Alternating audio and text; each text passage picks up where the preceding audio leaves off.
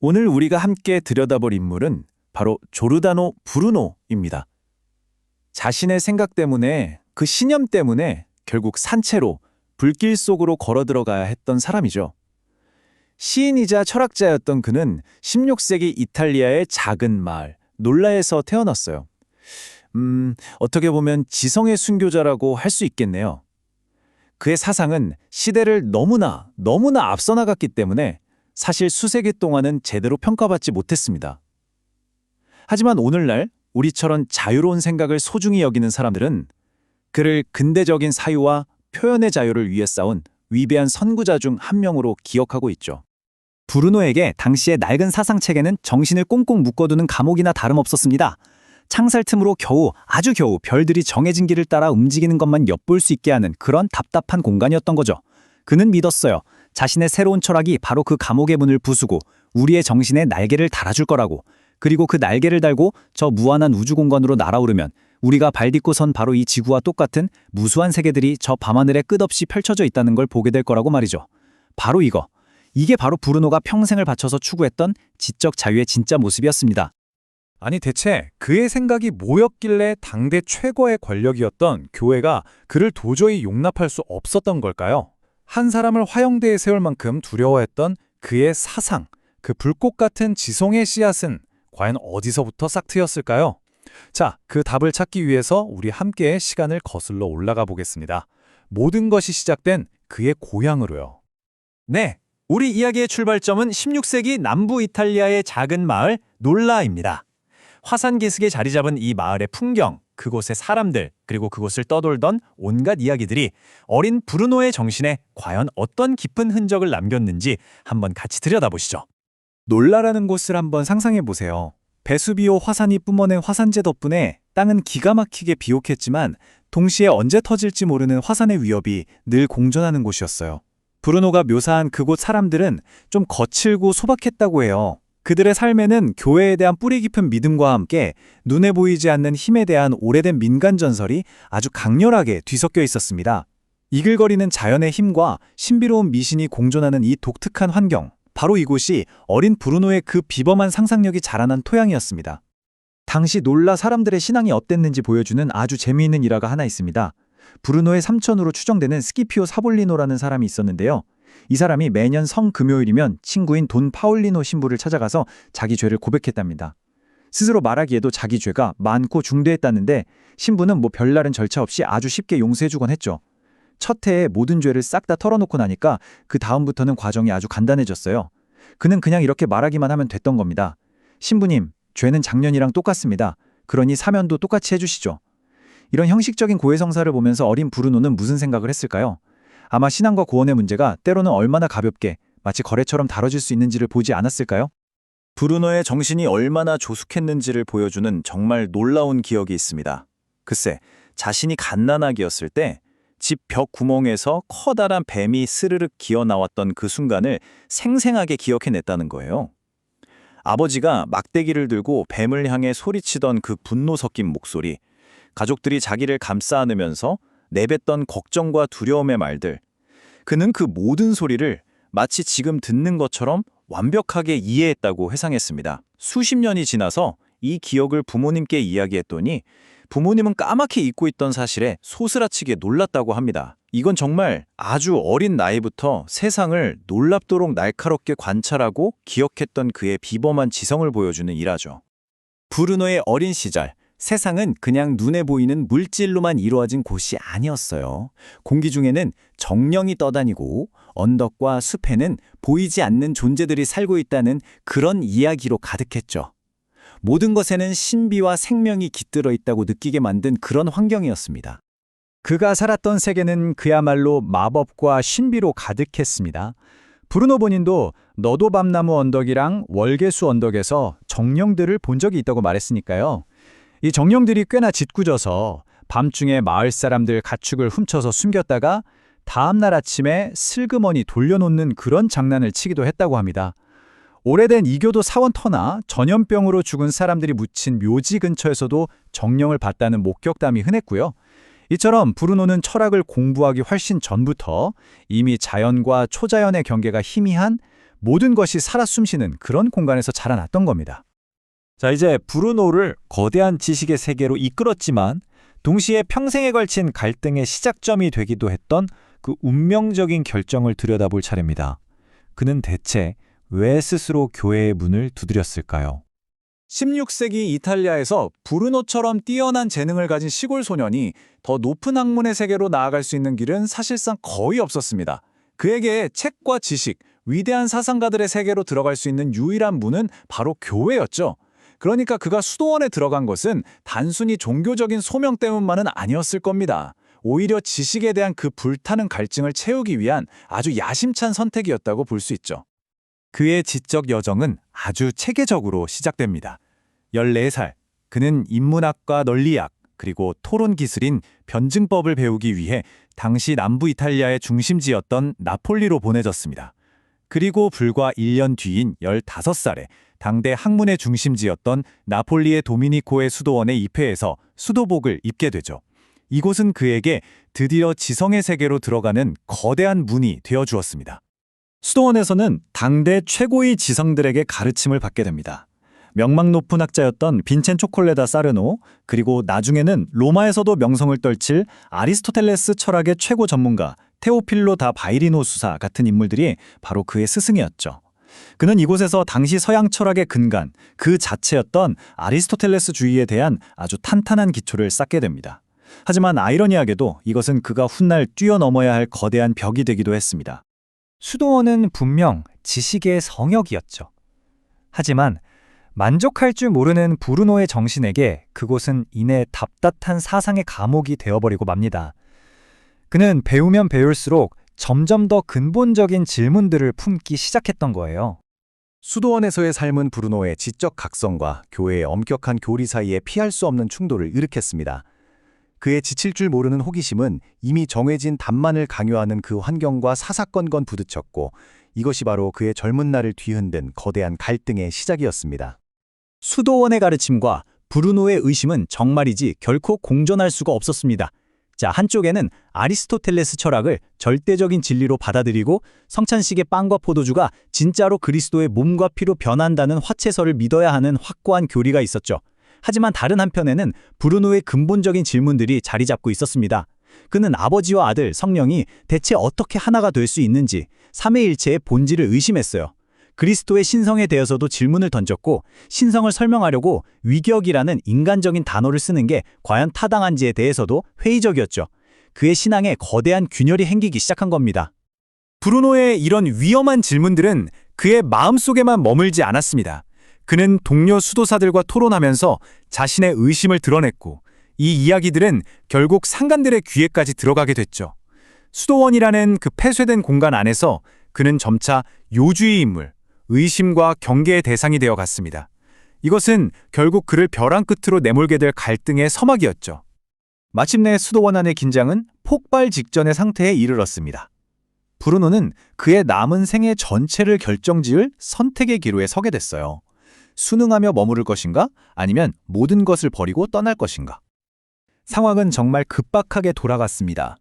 먼저 그가 속한 도미니코 수도회 안에서 그에 대한 공식적인 이단 혐의 조사가 시작됐어요. 상관들은 그에게 닥칠 위험이 얼마나 끔찍하고 심각한 것인지 은밀하게 경고를 해주었죠. 그는 결단을 내려야만 했습니다. 그날 밤 그는 수도복을 벗어던지고 정들었던 도시 나폴리와 조국 이탈리아를 등진 채 어둠 속으로 사라졌습니다. 바로 이 순간부터 그의 삶은 돌아올 수 없는 망명길에 오르게 된 것입니다. 브루노는 가톨릭 교리의 억압에서 벗어나려고 망명길에 올랐습니다. 하지만 그가 자유를 찾아 처음으로 도착한 곳은 아이러니하게도 그에게 모든 형태의 교리가 가진 폭력성에 대한 혹독한 교훈을 가르쳐주게 됩니다. 가톨릭의 박해를 피해 그가 도착한 곳은 종교개혁의 심장부 중 하나였던 제네바였습니다. 아마 그는 이런 생각을 했을지도 몰라요. 이곳이라면 다른 믿음을 가진 나를 받아주고 사상의 자유를 허락해주겠지 하고요. 하지만 제네바는 가톨릭과는 다른 종류의, 그러나 똑같이 엄격한 종교적 권위가 지배하는 도시였습니다. 제네바에 도착한 브루노는 망명 온 동포 이탈리아인들의 도움을 좀 받았습니다. 하지만 그들이 도시의 종교, 즉 칼뱅주의를 받아들이겠냐고 물었을 때 그는 단호하게 거절했어요. 나는 그 종교가 뭔지도 모르는데 어떻게 받아들이겠는가? 라고 답하면서 어떤 신념에 얽매이기보다는 그냥 자유롭고 안전하게 살고 싶다고 밝혔죠. 그는 인쇄소에서 교정 보는 일을 하면서 설교에도 참석해 봤지만 이내 깨달았습니다. 아, 칼뱅주의 역시 내가 떠나온 카톨릭만큼이나 배타적이고 독단적이구나.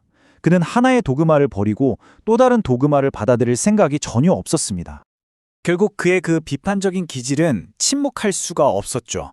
그는 제네바 대학의 저명한 철학 교수였던 앙뚜안 드라페의 강의를 듣고 단 한 번의 강의에서 20가지의 철학적 오류를 발견했다면서 이걸 비판하는 글을 인쇄해서 뿌려버렸습니다.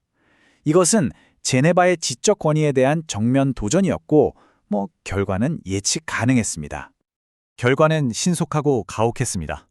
그는 즉시 체포되어 감옥에 갇혔고 며칠 뒤 칼뱅주의 공동체로부터 공식적으로 파문당했습니다. 성찬에 참여할 수 없는 등 현실적인 불이익이 뒤따르자 그는 항소했고 자신의 비판 내용이 아니라 방식이 무례했다는 점을 인정하는 선에서 간신히 파문엔 철회되었죠.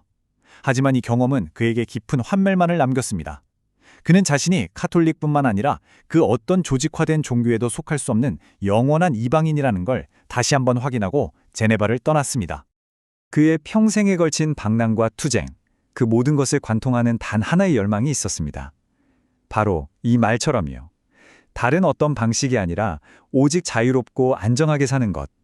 그가 원했던 건 교리의 족쇄가 아니라 사상의 자유였습니다. 이 꺾이지 않는 신념은 이후 유럽 전역을 떠도는 그의 고독한 여정의 동력이 되었죠. 어쩌면 이 세상에 존재하지 않을지도 모를 그 완전한 자유를 찾아서 그는 또다시 길을 떠납니다. 그의 진짜 이야기는 이제 막 시작되었을 뿐입니다. 자, 이탈리아 종교재판소에서 필사적으로 도망친 브루노. 그가 첫 번째 피난처로 삼은 곳이 바로 프로테스탄트의 심장부, 제네바였어요. 아, 여기라면 나를 지켜주고 마음껏 생각할 자유를 주겠지 하고 굳게 믿었던 거죠. 근데요, 그 기대가 말이죠. 정말 얼마 가지 않아서 산산조각이 나고 맙니다. 브루노가 나중에 직접 밝히거든요. 자기가 왜 제네바에 왔는지. 나는 다른 무엇보다도 자유롭고 안전하게 살고 싶었다. 바로 이겁니다. 그의 목표는 칼뱅파가 되는 게 아니었어요. 그냥 억압 없이 살고 내 생각 그대로 자유롭게 생각하는 것. 그러니까 그의 여정은요, 어떤 종교를 택하기 위함이 아니라 순수하게 사상의 자유를 향한 갈망, 바로 그것 때문이었던 거죠. 제네바에 도착해서 처음에는 꽤 괜찮아 보였어요. 동료 이탈리아 망명객들이 도와줘서 그 낡고 거추장스러운 수도복을 벗어던지고 칼이랑 모자, 망토까지 갖춘 번듯한 세속신사로 변신했죠.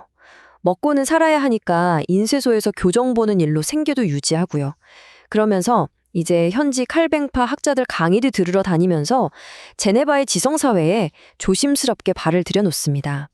그러니까 자기만의 생각은 지키면서도 어떻게든 이 새로운 환경에 적응해 보려고 애썼던 그런 시기였다고 볼 수 있겠죠? 하지만 브루노는 금방 깨닫게 돼요. 아, 이게 뭐지? 교도관만 바뀌었지 똑같은 감옥에 들어온 거구나. 바로 이 사실을요. 카톨릭의 그 답답한 교리를 피해서 도망쳐 왔더니 이번엔 제네바의 칼뱅주의가 기다리고 있었던 거죠. 카톨릭만큼이나, 아니 어쩌면 더 엄격하고 경직된 권위였어요. 조금이라도 비판한다? 절대 용납 안 됐죠. 오직 네, 알겠습니다 하는 완전한 순응만 요구됐습니다. 결국 뭐예요?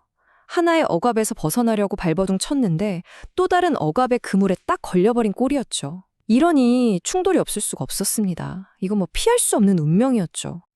그래서 이 충돌이요, 정말 눈 깜짝할 사이에 벌어집니다. 브루노가 어떤 철학 교수 강의를 듣다가 세상에 20개나 되는 오류를 발견한 거예요. 그리고 그걸 그냥 넘어가지 않아요. 바로 지적하는 소책자를 인쇄해서 뿌려버립니다. 이건 지적인 오만함이라고 해야 할지 아니면 진리를 향한 불타는 열정이라고 해야 할지, 어쨌든 이 사건이 제네바 당국의 심기를 제대로 건드린 거죠. 결과는 즉시 체포, 그리고 재판, 결국 칼뱅파 교회에서 파문까지 당하고 맙니다. 제네바에 계속 있으려면 이 파문을 풀어야 했거든요. 그래서 정말 굴욕적으로 잠시 참회하는 척해요. 하지만 그게 끝나자마자 진짜 미련의 1도 없이 그 도시를 떠나버립니다. 자유를 찾아왔는데 오히려 더 큰 환멸만 맛보고 떠나게 된 거죠. 자, 제네바에서 그렇게 쓰라린 경험을 하고 나서 브루노가 다음으로 향한 곳은 프랑스의 툴루즈입니다. 이 툴루즈는 그에게 정말 중요한 곳이었어요. 일종의 회복과 안정의 시간이랄까요? 잠시 그 모든 소란에서 벗어나서 조용히 학자로서의 커리어를 다시 쌓을 수 있는 발판이 되어준 곳입니다. 2년, 어떻게 보면 참 짧은 시간이죠. 하지만 평생을 떠돌아다닌 브루노의 인생에서 이 2년은 정말 무엇과도 바꿀 수 없는 정말 소중한 시기였어요. 제네바에서 그 난리를 겪고 나서 찾아온 이 시간은 뭐랄까, 숨 쉴 틈을 준 거죠. 드디어 안정적인 환경에서 강의도 하고 연구도 하면서 자기의 지적 역량을 마음껏 펼칠 수 있게 된 겁니다. 툴루즈에서 브루노의 삶은요, 정말 딱 한마디로 학자 그 자체였어요. 대학에서 아리스토텔레스 철학을 강의하면서 학생들을 가르쳤고요. 근데 여기서 정말 중요한 게 뭐냐면 대학에서 교수들한테 미사에 꼭 참석하라고 강요하지 않았다는 점이에요. 덕분에 양쪽에서 파문당한 상태였던 브루노도 별다른 종교적 갈등 없이 지낼 수 있었죠. 심지어는 예수의 신부를 찾아가서 고해 성사를 할 정도였으니까 카톨릭에 대해서 막 적대감을 가졌던 것도 아니었던 것 같아요. 바로 이 안정적인 시기에 그 유명한 기억술에 관한 대작, 위대한 열쇠를 완성하게 됩니다. 하지만 이 평화도 영원하지는 못했어요. 당시 프랑스 전역을 휩쓸던 종교전쟁의 불길이 결국 툴루즈까지 덮쳤고 그는 또다시 정들었던 곳을 떠나야만 했습니다. 1581년경 브루노는 드디어 파리에 도착합니다. 그리고 바로 여기가 그의 인생에서 가장 극적인 전환점이 시작되는 곳이에요. 그냥 도망자 신세였던 학자가 갑자기 모두가 주목하는 지성의 아이콘으로 그야말로 수직 상승하게 되는 거죠. 아니, 정말 궁금하지 않으세요? 무슨 배경이 있는 것도 아니고 심지어 카톨릭이랑 칼뱅파 양쪽에서 다 쫓겨난 이 떠돌이 학자가 대체 어떻게 프랑스 수도 한복판에서 그렇게 엄청난 명성과 영향력을 얻을 수 있었을까요? 여기에는요, 브루노만의 아주 치밀한 전략이 숨어 있었습니다. 그의 파리 공략법은 정말 대담하면서도 치밀했어요. 자, 첫 번째, 토마스 아퀴나스에 대한 강의를 무려 30회나 연속으로 열어요. 이걸로 파리 학계의 그 똑똑한 사람들을 완전히 사로잡아 버렸죠. 그 지식의 깊이에 다들 혀를 내둘렀습니다. 동시에 사람들 앞에서는 거의 마법처럼 보이는 기억수를 보여주면서 신비로운 이미지를 만들었어요. 저 사람 대체 뭐야? 하는 소문이 쫙 퍼졌겠죠? 결국 이 소문이 왕 앙리 3세의 귀에까지 들어가게 되고 왕이 그를 궁으로 부릅니다. 그리고 브루노는 왕 앞에서 증명해 보이죠. 폐하, 이건 흑마법이 아닙니다. 고도로 훈련된 과학입니다. 바로 이 결정적인 만남을 통해서 그는 왕의 철학자라는 어마어마한 타이틀을 얻게 된 겁니다. 자, 그럼 이 기억술이라는 게 대체 뭘까요? 이게 그냥 우리가 생각하는 단순한 암기법하고는 차원이 달라요. 이건 브루노에게 있어서 우주를 이해하는 하나의 방법론이었고 철학 그 자체였습니다. 한번 상상해 보세요. 우리 머릿속에 아주 거대한 도서관, 이른바 기억의 궁전을 짓는 거예요. 그리고 세상의 모든 지식과 개념들을 그 궁전 안에 책장, 방, 이런 정해진 장소에 착착 배열하는 거죠. 브루노는 이런 정신적인 구조를 통해서 흩어져 있는 지식들을 하나로 연결하고 그 너머에 있는 우주의 신성한 질서, 그 원리를 파악할 수 있다고 믿었어요. 그러니까 이건 그냥 재주가 아니죠. 거의 신의 마음을 엿보려는 시도나 마찬가지였던 겁니다.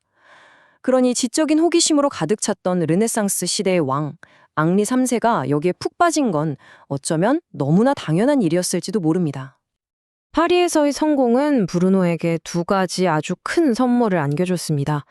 첫째는 앙리 3세라는 아주 강력한 보호자의 후원, 그리고 둘째는 자신의 사상을 마음껏 책으로 펼쳐낼 수 있었던 정말 왕성한 출판 활동의 시기였죠. 이 기록을 보면 당시 브루노의 명성이 어느 정도였는지 딱 감이 오죠. 그의 능력이 너무나 놀라우니까 한 나라의 왕조차 아니 저게 진짜 인간의 기술이야? 혹시 악마의 흑마법 아니야? 하고 직접 확인을 해야만 했다는 거잖아요. 과학과 마법의 경계가 아직 뚜렷하지 않았던 그 시대에 그의 명성은 단순히 학문적 성취를 넘어서 거의 초자연적인 신비의 영역에까지 이르렀던 겁니다. 그런데 파리에서 브루노는 철학자로만 머물지 않았어요. 또 다른 면모를 보여주는데 바로 극가 작가로서의 모습입니다. 그는 촛불장수라는 뜻을 가진 일 칸델라이오라는 아주 어둡고 신랄한 풍자희극을 발표하는데요. 이걸로 당시 사회를 향해 아주 날카로운 메스를 들이댔습니다. 이 희극의 무대 위에는 브루노가 정말 경멸했던 세 종류의 인난들이 등장해요. 첫 번째는 진짜 지혜는 하나도 없으면서 책만 파고드는 현학자입니다. 이건 브루노가 평생 쌓아온 생각 없이 글자만 따르는 교조주의의 화신 같은 존재죠. 두 번째는 무슨 신비로운 힘으로 인생 역전해보려는 연금술사예요. 헛된 욕망과 미신에 빠진 인간의 어리석음을 그대로 보여주는 캐릭터죠. 그리고 마지막으로 오로지 육체적인 쾌락만 쫓는 추잡한 연인. 브루노는 바로 이 세 인물을 통해서 당시 사회를 좀먹고 있던 위선, 탐욕, 무지를 아주 신랄하게 까발리고 조롱했던 겁니다. 이 희극에 대한 평가를 보면 그 목적이 아주 명확하게 드러나요. 재치 있고 활기 넘친다 이런 칭찬은 받았지만 그 우승 속에 따뜻함이라고는 눈꽃만큼도 없다는 거죠. 일칸델라이오는 그가 본 세상을 그대로 비추는 아주 어둡고 차가운 거울 같았어요. 인간의 어리석음, 위선, 탐욕, 여기에 대한 날카롭고 자비 없는 풍자. 그게 바로 브루노가 무대를 통해 세상에 던지고 싶었던 메시지였던 거죠. 자, 이제 브루노는 파리에서 왕의 총애를 받으면서 그야말로 명성의 정점에 섰습니다. 하지만 우리도 이제 알잖아요. 그의 정신은 절대 한 곳에 가만히 머무를 수가 없다는 걸요. 파리에서의 이 엄청난 성공은 그의 여정의 끝이 아니었습니다. 오히려 훨씬 더 중요하고 또 훨씬 더 위험한 다음 단계를 위한 발판에 불과했죠. 과연 그의 다음 행선지는 어디였을까요? 제이 루이스 맥킨타이어의 책 조르다노 브루노를 통해 그의 삶과 철학을 따라가는 여정 계속 이어가 보겠습니다. 내전 때문에 툴루즈를 떠나야만 했던 브루노가 마침내 도착한 곳은 1581년 말의 파리였습니다. 당시 유럽 지성의 심장부라고 할 수 있는 곳이었죠. 여긴 단순히 몸을 피할 피난처가 아니었어요. 그의 운명을 통째로 바꿔놓을 새로운 기회의 땅이었습니다. 마치 파리의 학문적 분위기가 브루노를 기다리고 있었던 것 같아요. 왜냐하면 도착하자마자 정말 폭발적인 명성을 얻기 시작하거든요. 그의 철학, 그리고 특히 사람들의 혀를 내두르게 했던 그 기억술은요, 기존 학계에는 아주 강력하고 새로운 충격이었습니다. 그야말로 혜성처럼 등장한 거죠. 자, 이 숫자 30, 이게 브루노의 명성을 파리 전역에 확실하게 각인시킨 계기인데요. 바로 30번에 걸쳐서 진행된 공개 강연이었습니다. 주제가 뭐였냐면 당대 신학의 최고 거물이죠. 토마스 아퀴나스가 정의한 30가지 신성한 속성이었습니다. 어떻게 보면 굉장히 정통적인 주제인데 브루노는 이걸 자신만의 독창적인 해석과 그야말로 경이로운 기억력으로 풀어냈던 겁니다. 청중들은 완전히 사로잡혔고 브루노는 이 강연 하나로 파리 지성계의 중심에 자기 이름을 깊숙이 새겨넣게 됩니다. 이렇게 폭발적인 성공을 거뒀으니 당연히 학계가 가만히 있지 않았겠죠. 그에게 정교수직이라는 정말 파격적인 제안이 들어옵니다. 하지만 브루노는 이 영광스러운 제안을 받아들일 수가 없었어요. 왜냐하면 교수직을 수락하려면 가톨릭 미사에 참석해야 했는데 이미 종교재판으로 파문당한 그로서는 절대 넘을 수 없는 선이었기 때문입니다. 하지만 이 교수직보다 훨씬 더 중요한 결과가 기다리고 있었습니다. 그의 명성이 어디까지 닿았냐면 바로 프랑스의 왕 앙리 3세의 귀에까지 들어간 겁니다. 이 만남이 브루노의 인생에 또 하나의 엄청난 전환점이 되죠. 앙리 3세가 브루노를 직접 궁으로 불렀습니다. 왕이 제일 궁금했던 건 바로 이거였어요. 대체 저 사람의 저 엄청난 기억력은 어디서 나오는 걸까? 당시 사람들은 브루노의 능력이 그냥 평범한 재능이 아니라 혹시 마법 같은 걸 쓰는 게 아닐까 하고 의심하기도 했거든요. 왕의 질문에 브루노는 마법이 아니라 기술이라고 답했습니다. 그게 바로 기억술이었죠. 이건 초자연적인 힘이 아니고요. 아주 고도로 체계화된 정신훈련의 결과물입니다. 우리가 흔히 기억의 궁전 기법이라고 부르는 것과 같아요. 한번 상상해 보세요. 머릿속에 내가 가장 잘하는 공간, 예를 들면 우리 집을 짓는 겁니다. 그리고 기억해야 할 정보들을 현관문 손잡이, 거실 소파, 주방 식탁 같은 특정한 장소에 하나씩 연결해서 놓아두는 거죠. 나중에 정보가 필요할 땐 그냥 머릿속에 집을 한번 쑥 둘러보기만 하면 되는 거예요. 브루노는 자신의 능력이 무슨 흑마술 같은 게 아니라 철저하게 연마한 자연스러운 기술의 결과물이라는 걸 왕 앞에서 성공적으로 보여줬습니다. 여기에 깊은 감명을 받은 앙리 3세는 그의 든든한 후원자가 되어주죠. 브루노는 감사의 표시로 기억술에 관한 자신의 책을 왕에게 헌정하기도 했습니다. 왕이라는 든든한 뒷배가 생기면서 브루노는 파리에서 아주 안정적이고 생산적인 시기를 보냅니다. 바로 이때 그의 주요 저서들이 막 쏟아져 나와요. 관념의 그림자에 대하여나 기억술 같은 책에서는 자신의 기억 이론을 더 깊이 파고들었고, 키르케의 노래에서는 철학적 대화를 통해 지식 탐구에 대해 다뤘습니다. 그런데 이 책들과는 분위기가 완전히 다른 작품이 하나 있었으니 바로 풍자희곡인 촛대입니다. 풍자희곡 촛대는 브루노의 파리 시절 지성활동의 정점을 보여주는 작품이라고 할 수 있습니다. 동시에 당대 사회를 향한 아주 날카로운 비판이 담겨 있죠. 이 작품을 보면 우리가 알던 철학자 브루노의 또 다른 얼굴을 발견하게 됩니다. 이 책 표지에 적힌 문구부터가 정말 도발적이에요. 자기를 뭐라고 소개하냐면 어느 학회에도 속하지 않은 학회원이라고 해요. 제도권 학문에 대한 거부감을 아주 노골적으로 드러내는 거죠. 또 슬픔 속에서 쾌활하고 쾌활함 속에서 슬프다는 이 역설적인 말은 이 작품 전체를 관통하는 냉소와 풍자의 분위기를 한마디로 요약한 선언문 같았습니다. 이 작품은 당시 사회의 세 가지 큰 악덕을 아주 집중적으로 공격합니다. 첫째는 현악, 둘째는 미신, 그리고 셋째는 추악한 사랑입니다. 여기서 특히 주목해야 할 게 바로 현악자에 대한 공격이에요. 브루노한테 현악자는 그냥 아는 척하는 사람이 아니었어요. 낡은 교리에 갇혀서 진짜 진리를 보지 못하게 가로막는 진정한 배움의 가장 큰 적이라고 생각했죠. 생각해보세요. 무한한 우주라는 거대한 진실 앞에서 책 속에만 머리를 파묻고 새로운 가능성을 부정하는 그 닫힌 정신이야말로 브루노가 평생 싸워야 할 가장 큰 벽이었던 겁니다. 물론 그 당시에도 외설적인 표현을 쓰는 희곡은 꽤 있었습니다.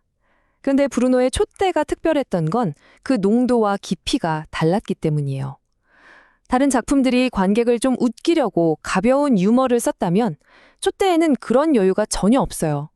우아함이나 가벼움 대신에 인간의 위선과 어리석음이라는 그 어두운 현실을 정말 날 것 그대로 가차없이 무대 위로 끌고 올라왔다는 점. 이게 바로 촛대를 독보적으로 만든 힘이었죠. 파리에서 그렇게 눈부신 성공을 거뒀지만 브루노의 방랑하는 영혼은 한 곳에 만족하지 못했습니다. 1583년 초 그는 새로운 지적 도전을 찾아 다음 목적지, 바로 잉글랜드로 향합니다.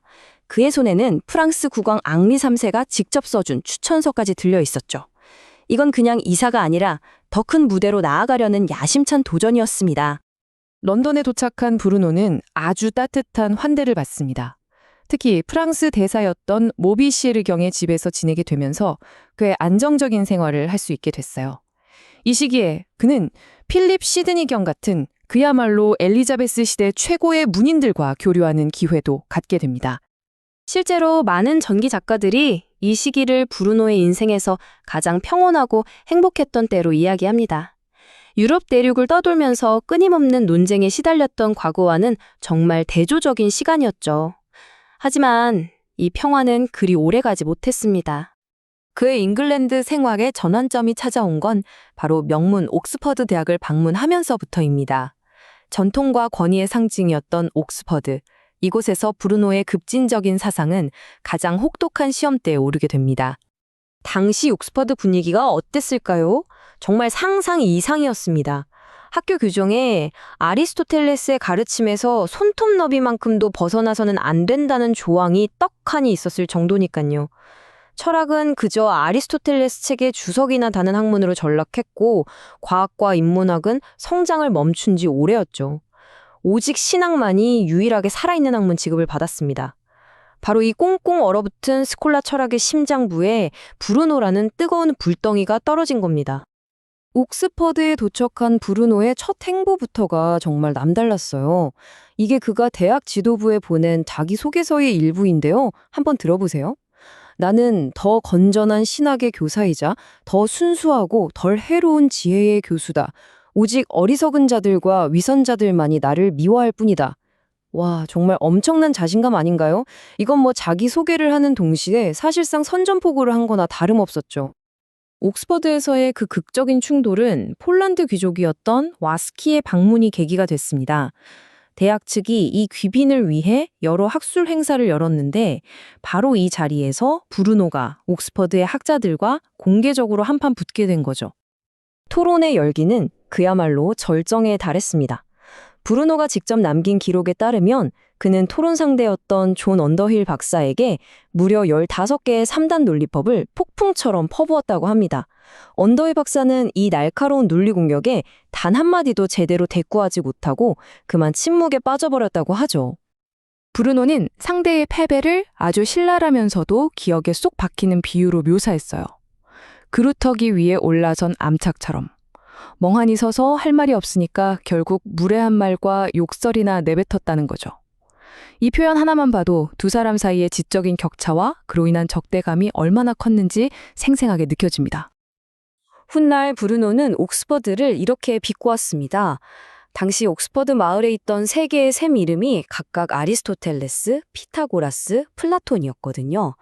그러니까 마을에서 만드는 맥주나 사과주는 다 이 샘물로 만드니 결국 옥스퍼드 사람들은 원하든 원치 않든 그 철학자들의 사상을 매일 마시고 있는 셈 아니냐, 이런 식의 풍자였죠. 하지만 이 논쟁에서의 압도적인 승리가 현실의 승리로 이어지지는 못했습니다. 그 대가는 정말 혹독했죠. 브루노는 한 명의 학자는 이겼을지 몰라도 옥스퍼드라는 거대한 학문적 기득권 전체를 적으로 돌린 셈이니까요. 결국 그의 모든 강연은 즉각 중단되었고 브루노는 사실상 옥스퍼드에서 쫓겨나는 신세가 되고 말았습니다. 그렇게 하면 옥스퍼드에서의 이 사건은 브루노에게 그냥 쓰라린 패배로만 남았을까요? 아니면 이 굴욕적인 경험이 오히려 그의 철학을 더 날카롭게 벼리는 계기가 되고 그의 가장 위대한 저작들을 탄생시키는 결정적인 자극제가 된 것은 아닐까요? 학계의 심장부에서 밀려나 런던으로 돌아온 브루노. 하지만 그는 좌절하지 않았습니다. 오히려 옥스퍼드에서의 충돌은 그의 내면에 잠자고 있던 창작의 불꽃에 기름을 부은 셈이 됐죠. 자, 다음 시간에는 이 분노와 지적인 열정이 어떻게 폭발해서 그의 가장 위대한 이탈리아어 대화편들로 탄생하게 되는지, 그의 사상이 그야말로 절정에 이르는 과정을 함께 따라가 보도록 하겠습니다. 철학계의 이단아로 불렸던 조르다노 브루노. 그의 인생에서 가장 대담하고 또 위험했던 승부수는 바로 엘리자베스 여왕 시대 잉글랜드에서 던져졌습니다. 이번에는 그의 이 비범한 지성이 어떻게 그 굳건했던 전통의 벽에 균열을 만들어냈는지 그 격동의 여정을 한번 따라가 보겠습니다. 자, 이게 바로 브루노가 당시 잉글랜드 최고의 명문이었던 옥스퍼드 대학에 보낸 자기소개서의 일부입니다. 어떠세요? 겸손한이라고는 찾아볼 수가 없죠? 오히려 굉장히 도발적입니다. 그는 자신을 이해하지 못하는 사람들을 어리석음의 전파자라고 부르고요. 자신을 따르는 이들만이 고귀한 정신을 가졌다고 선언하고 있어요. 이건 그냥 단순한 소개가 아닙니다. 지성의 전장에 던지는 출사표이자 낡은 권위에 대한 정면 도전이었던 거죠. 1583년 브루노는 잉글랜드 땅을 밟습니다. 당시 잉글랜드는 르네상스의 새로운 바람과 중세의 낡은 전통이 아주 격렬하게 충돌하던 시대였어요. 바로 이곳에서 그는 일생일대의 기회를 잡는 동시에 가장 큰 위기를 맞이하게 됩니다. 그의 첫 번째 도전은 바로 잉글랜드 지성의 심장부 옥스퍼드를 향하게 됩니다. 네, 그의 첫 번째 목표는 옥스퍼드였습니다. 그런데 당시 옥스퍼드에서 철학은 자유로운 토론의 대상이 아니었어요. 그건 그냥 법이었습니다. 그리고 그 법의 이름은 바로 아리스토텔레스였죠. 이게 그냥 권고사항 같은 게 아니었습니다. 아주 엄격하게 시행되는 규칙이었어요. 실제로 불과 몇 년 전에 한 학자가 아리스토텔레스를 비판했다는 이유만으로 학위를 박탈당하고 추방당하는 사건까지 있었죠. 이 학칙 하나만 봐도 당시 옥스퍼드의 지적 분위기가 얼마나 폐쇄적이고 권위적이었는지를 명확히 알 수 있습니다. 브루노는 바로 이 견고한 요새의 문을 두드린 겁니다. 하지만 브루노는 물러서지 않았습니다. 오히려 정면으로 돌파하기로 결심하죠. 그의 목표는 단순히 질문 몇 개 던지는 수준이 아니었어요. 거의 2000년 가까이 서양 지성계를 지배해온 아리스토텔레스라는 그 거대한 성벽, 바로 그 기반 자체를 송두리째 무너뜨리는 것이었습니다. 옥스퍼드를 향한 그의 전투가 이렇게 시작됩니다. 보시는 것처럼 이 둘의 생각은 정말 하늘과 땅 차이였습니다. 브루노가 말하는 무한한 우주, 그리고 그 안에 있는 수많은 세계들. 이건 신이 만든 완벽하고 유한한 우주를 믿었던 옥스퍼드에게는 거의 신성모독과도 같은 주장이었죠.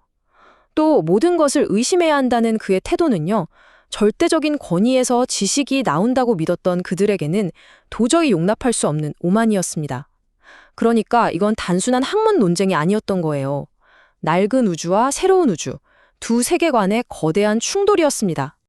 브루노는 연속으로 공개 강연을 열어서 아리스토텔레스 철학의 정면으로 맞서 자신의 주장을 펼쳤습니다.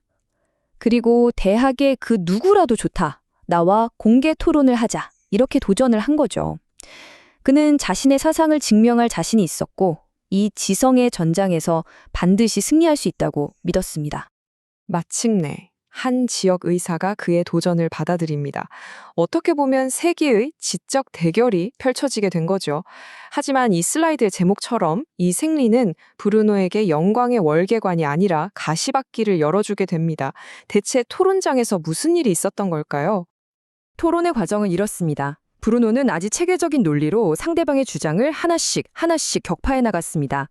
특히 결정적이었던 건 15개의 연속적인 3단 논법이었어요. 이건 누구도 반박할 수 없는 논리적 추론으로 상대를 완전히 압도해버린 거죠. 결국 답변이 막힌 상대는 논리가 아닌 모욕과 욕설을 퍼붓는 지경에 이르렀습니다. 논리적으로는 완벽한 승리였죠. 하지만 그 대가는 정말 혹독했습니다. 대학 측은 즉시 브루노의 모든 강연을 중단시켰고 사실상 그를 옥스퍼드에서 추방해버립니다. 옥스퍼드는 그의 지성을 받아들이는 대신 그를 내쫓는 것을 선택한 것입니다. 이 묘사 정말 생생하지 않나요? 브루노의 논리가 얼마나 압도적이었는지, 그리고 그의 상대가 느꼈을 그 굴욕감을 그대로 전달해 줍니다. 여기서 그루터기 밭의 암탉이라는 표현은요, 상대가 더 이상 반박할 말도 찾지 못하고 그저 당황해서 어쩔 줄 몰라 하는 모습을 아주 효과적으로 그려내고 있습니다. 브루노는 이렇게 사실상 옥스퍼드에서 쫓겨났습니다. 영혼 불멸을 주제로 한 그의 공개 강연도 물론 모두 취소되었죠. 하지만 그가 이대로 물러설 사람이 아니었습니다. 마지막 한 방은 바로 그의 차례였습니다. 브루노는 펜을 칼처럼 사용해서 복수했습니다. 런던으로 돌아오자마자 성회 수요일의 만찬이라는 책을 출간하는데요. 이 책에서 그는 옥스퍼드 학자들의 그 무지함과 현학적인 태도를 아주 신랄하게 조롱하고 비판했죠. 이 책으로 인해서 그는 총명하지만 위험한 인물이라는 낙인이 찍히게 됩니다. 말과 글로 자신을 쫓아낸 권위에 아주 통쾌하게 반격한 셈입니다. 대학에서 쫓겨난 브루노. 하지만 그의 지성은 새로운 안식처를 찾게 됩니다. 아이러니하게도 그곳은 학문의 전당이 아니었어요. 치열한 국제 외교 무대의 중심도 바로 런던이었습니다. 그에게 손을 내민 사람은 바로 프랑스 대사 미셸 드 카스텔로였습니다.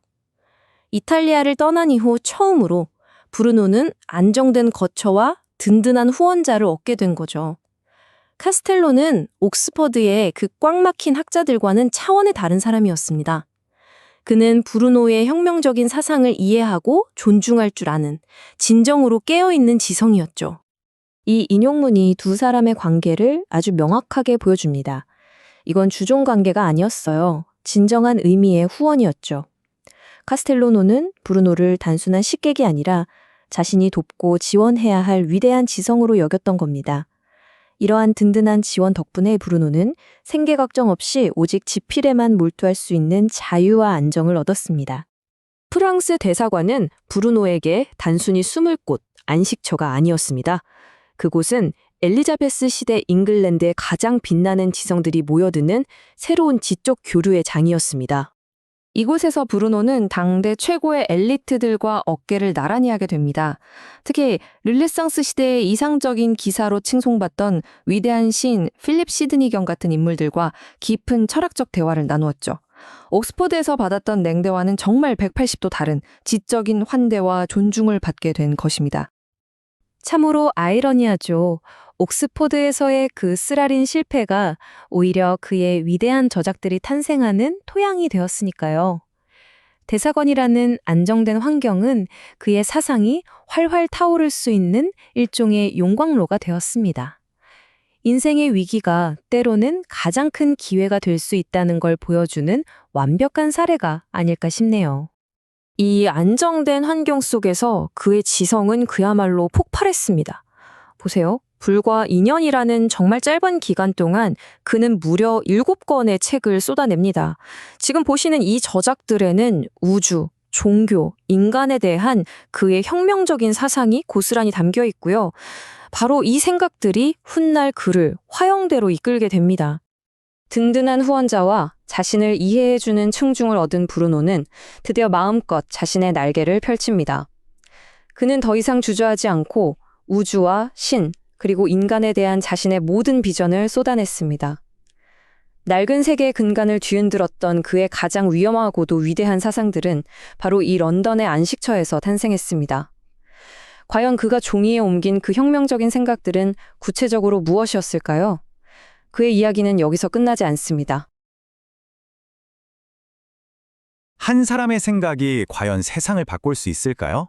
만약 그 생각이 수백 년 동안 누구도 감히 의심하지 않았던 거대한 지식의 성벽을 향해 던져진 것이라면요. 이건 그냥 오래전 학자들 사이의 논쟁 이야기가 아닙니다. 이건 말이죠. 낡아빠진 세계와 새로운 우주가 정면으로 충돌했던 바로 미래를 건 거대한 사상의 전투에 대한 기록입니다. 16세기 유럽에서 가장 도발적이고 위험한 사상가로 손꼽혔던 사람, 조르다노 브루노. 그에게 영국은 그저 잠시 몸을 피하는 피난처가 아니었어요. 그곳은 자신의 혁명적인 우주론을 마음껏 펼치고 아리스토텔레스라는 낡은 권위에 정면으로 도전장을 매밀 새로운 전쟁터였죠. 오늘 우리는 이 책을 통해서 브루노가 엘리자베스 시대 영국에서 겪었던 그 격렬했던 지적 투쟁과 또 그 속에서 정말 역설적이게도 피어났던 놀라운 창작의 시기를 아주 자세하게 한번 들여다보려고 합니다. 자, 때는 1583년경입니다. 이단으로 물릴까봐 종교 재판의 위협을 피해서 유럽 대륙을 떠돌던 브루노가 마침내 커다란 희망을 품고 런던에 도착합니다. 당시 런던은 르네상스의 활기가 넘치던 엘리자베스 1세 여왕의 잉글랜드였어요. 브루노의 눈에 그곳은 새로운 기회의 땅, 그리고 무엇보다 지적인 자유가 허락된 땅처럼 보였을 겁니다. 브루노가 런던에 도착했을 때 그는 결코 외로운 망명객이 아니었습니다. 그의 손에는 당시 유럽에서 가장 강력한 군주 중 한 명이었던 프랑스 왕 앙리 3세가 직접 써준 소개장이 들려 있었거든요. 이게 그냥 단순한 추천서가 아니에요. 이건 브루노가 보통 인물이 아니라는 걸 증명하는 일종의 외교적인 신분증이나 마찬가지였습니다. 이 강력한 티켓 덕분에 그는 런던에 도착하자마자 프랑스 대사인 미셸 드 카스텔로, 즉 모비시에르 경의 저택에 머물게 됩니다. 당시 대사관이라는 곳은 그냥 큰 집이 아니라 그 나라의 주권이 미치는 신성불가침의 영토였어요. 그러니 브루노에게 이곳은 안전한 피난처인 동시에 영국 최상류 사회로 곧장 들어갈 수 있는 문이 되어준 셈이죠. 마침 엘리자베스 여왕의 궁정은 문화적 활기가 넘쳤고 특히 이탈리아 르네상스 문화에 푹 빠져 있었어요. 여왕 자신도 이탈리아어를 유창하게 구사하면서 이탈리아 학자들과의 대화를 즐겼다고 하니까요. 브루노는 드디어 이곳에서라면 그 누구의 눈치도 보지 않고 자신의 무한한 우주를 마음껏 이야기할 수 있을 거라고 기대했습니다. 모비시에르 대사의 저택은 브루노의 영국 생활에 정말 결정적인 역할을 합니다. 이곳은 단순히 비바람을 피하고 몸을 누이는 은신처 그 이상이었어요. 그의 모든 지적 활동이 시작되는 중심 기지, 말하자면 베이스 캠프가 된 거죠. 그는 이곳의 넓은 서재에서 생활하면서 마음껏 글을 썼고 대사가 주최하는 살롱을 통해서 영국의 가장 영향력 있는 시인, 정치가, 사상가들과 아주 자연스럽게 교류할 기회를 얻게 됩니다. 모비시에르 대사는 브루노의 불같은 성격과 그 위험천만한 사상에도 불구하고 그의 비범한 천재성을 한눈에 알아봤고 그를 적극적으로 후원하기로 결심합니다. 브루노가 직접 쓴 이 문장은 모비시에르 대사가 그를 어떻게 대했는지를 정말 정확하게 보여줍니다. 이건 결코 후원자와 수혜자의 그런 수직적인 관계가 아니었어요. 모비시에르는 브루노를 자신에게 어떤 이익을 가져다줄 하인이나 학자로 본 게 아니라 오히려 자신이 섬기고 도와야 할 위대한 지성인으로 존중했던 겁니다. 그의 재능이 마음껏 꼽힐 수 있도록 진심으로 돕는 것, 그 자체를 기쁨으로 여겼던 거죠. 이런 절대적인 신뢰와 안정적인 환경 속에서 브루노는 곧 영국 학계의 심장부에 자신의 존재를 알릴 아주 대담한 계획을 세우게 됩니다. 그리고 그의 첫 번째 목표는 바로 영국의 가장 오래되고 권위 있는 학문의 전당 옥스퍼드였습니다. 자, 이제 이야기의 분위기가 급격하게 바뀝니다.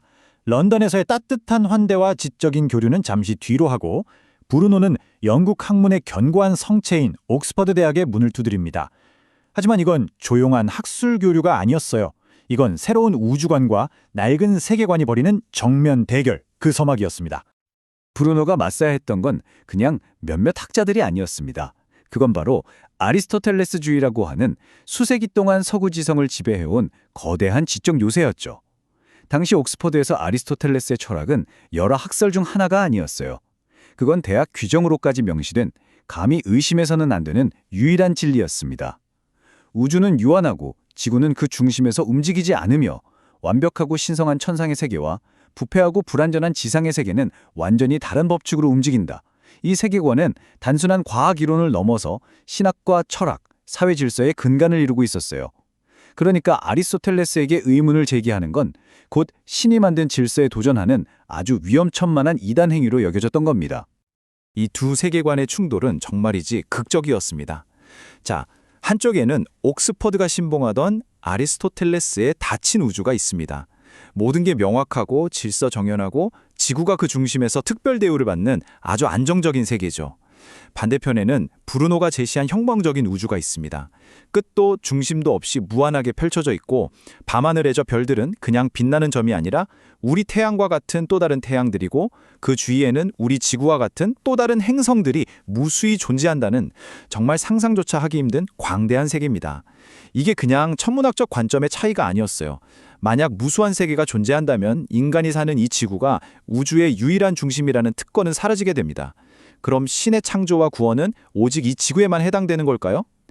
브루노의 주장은 신과 인간의 관계에 대한 근본적인 질문을 던지는 신학적으로도 굉장히 위험한 폭탄과도 같았습니다.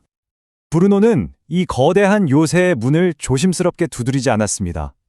그는 마치 성문을 부수고 들어가겠다는 듯이 옥스퍼드 부총장에게 아주 대담하고 도발적인 편지를 보냅니다. 자신을 소개하면서 낡아빠진 아리스토텔레스 철학을 박살내고 새로운 진리를 가르칠 기회를 달라고 아주 당당하게 요구했죠. 이게 바로 그 편지의 일부입니다. 정말 대단한 자신감 혹은 오만함이지 않나요? 처음부터 자신을 반대할 가능성이 있는 모든 사람을 어리석음의 전파자와 위선자로 딱 규정해버립니다. 그리고 자신은 오직 고귀한 정신을 가진 진짜 학자들만이 알아볼 수 있는 진리의 전달자라고 선언하죠. 이런 거치가 없는 태도는 옥스포드의 보수적인 학자들의 자존심을 제대로 건드렸고 처음부터 아주 적대적인 분위기를 만들기에 충분했습니다. 결국 공개 토론이 열렸고 그 과정은 정말 한편의 드라마 같았어요. 브루노가 먼저 영혼불멸과 자신의 우주론에 대한 강의를 시작했고 대학 측에서는 아리스토텔레스의 입장을 방어할 대표 학자를 내세웠습니다. 토론이 시작되자 브루노는 미리 준비해온 15개의 날카로운 논증을 하나씩 제시하면서 상대방의 주장을 아주 체계적으로 무너뜨렸습니다. 결과는 일방적이었습니다. 옥스퍼드를 대표해서 나온 학자는 브루노의 15개 논증 중에 단 하나에도 제대로 된 반박을 하지 못하고 그냥 침묵하고 말았어요. 논리적으로는 브루노의 완벽한 승리였죠. 하지만 그가 얻은 건 학문적인 인정과 존경이 아니었습니다. 토론장은 그의 승리를 인정하지 않는 무례한 고함과 욕설로 가득 찼고 대학 측은 그에게 즉시 강의를 중단하라고 통보했습니다. 훗날 브루노는 이 굴욕적인 경험을 회상하면서 자신의 논리 앞에서 아무 말도 못하던 그 상대학자를 그루터기의 암탉처럼 어찌할 바를 몰랐다고 아주 신랄하게 비웃었습니다. 이 생생한 비유에는 자신의 지적 승리에 대한 강한 자부심과 동시에 논리 대신 권위와 편견에만 기댄 옥스퍼드 학자들의 무능함에 대한 깊은 경멸이 담겨 있는 거죠. 그는 논리로 상대를 이겼지만 현실에서는 무력하게 쫓겨난 패배자였습니다. 학계의 심장부에서 이렇게 철저하게 거부당한 브루노, 그의 마음속에는 분노와 좌절감이 들끓었겠죠. 그는 칼 대신 펜을 들어서 자신을 모욕한 자들에게 복수하기로 결심합니다. 이 뼈아픈 경험은 그의 가장 유명하고도 논쟁적인 작품 중 하나의 탄생으로 이어지게 됩니다.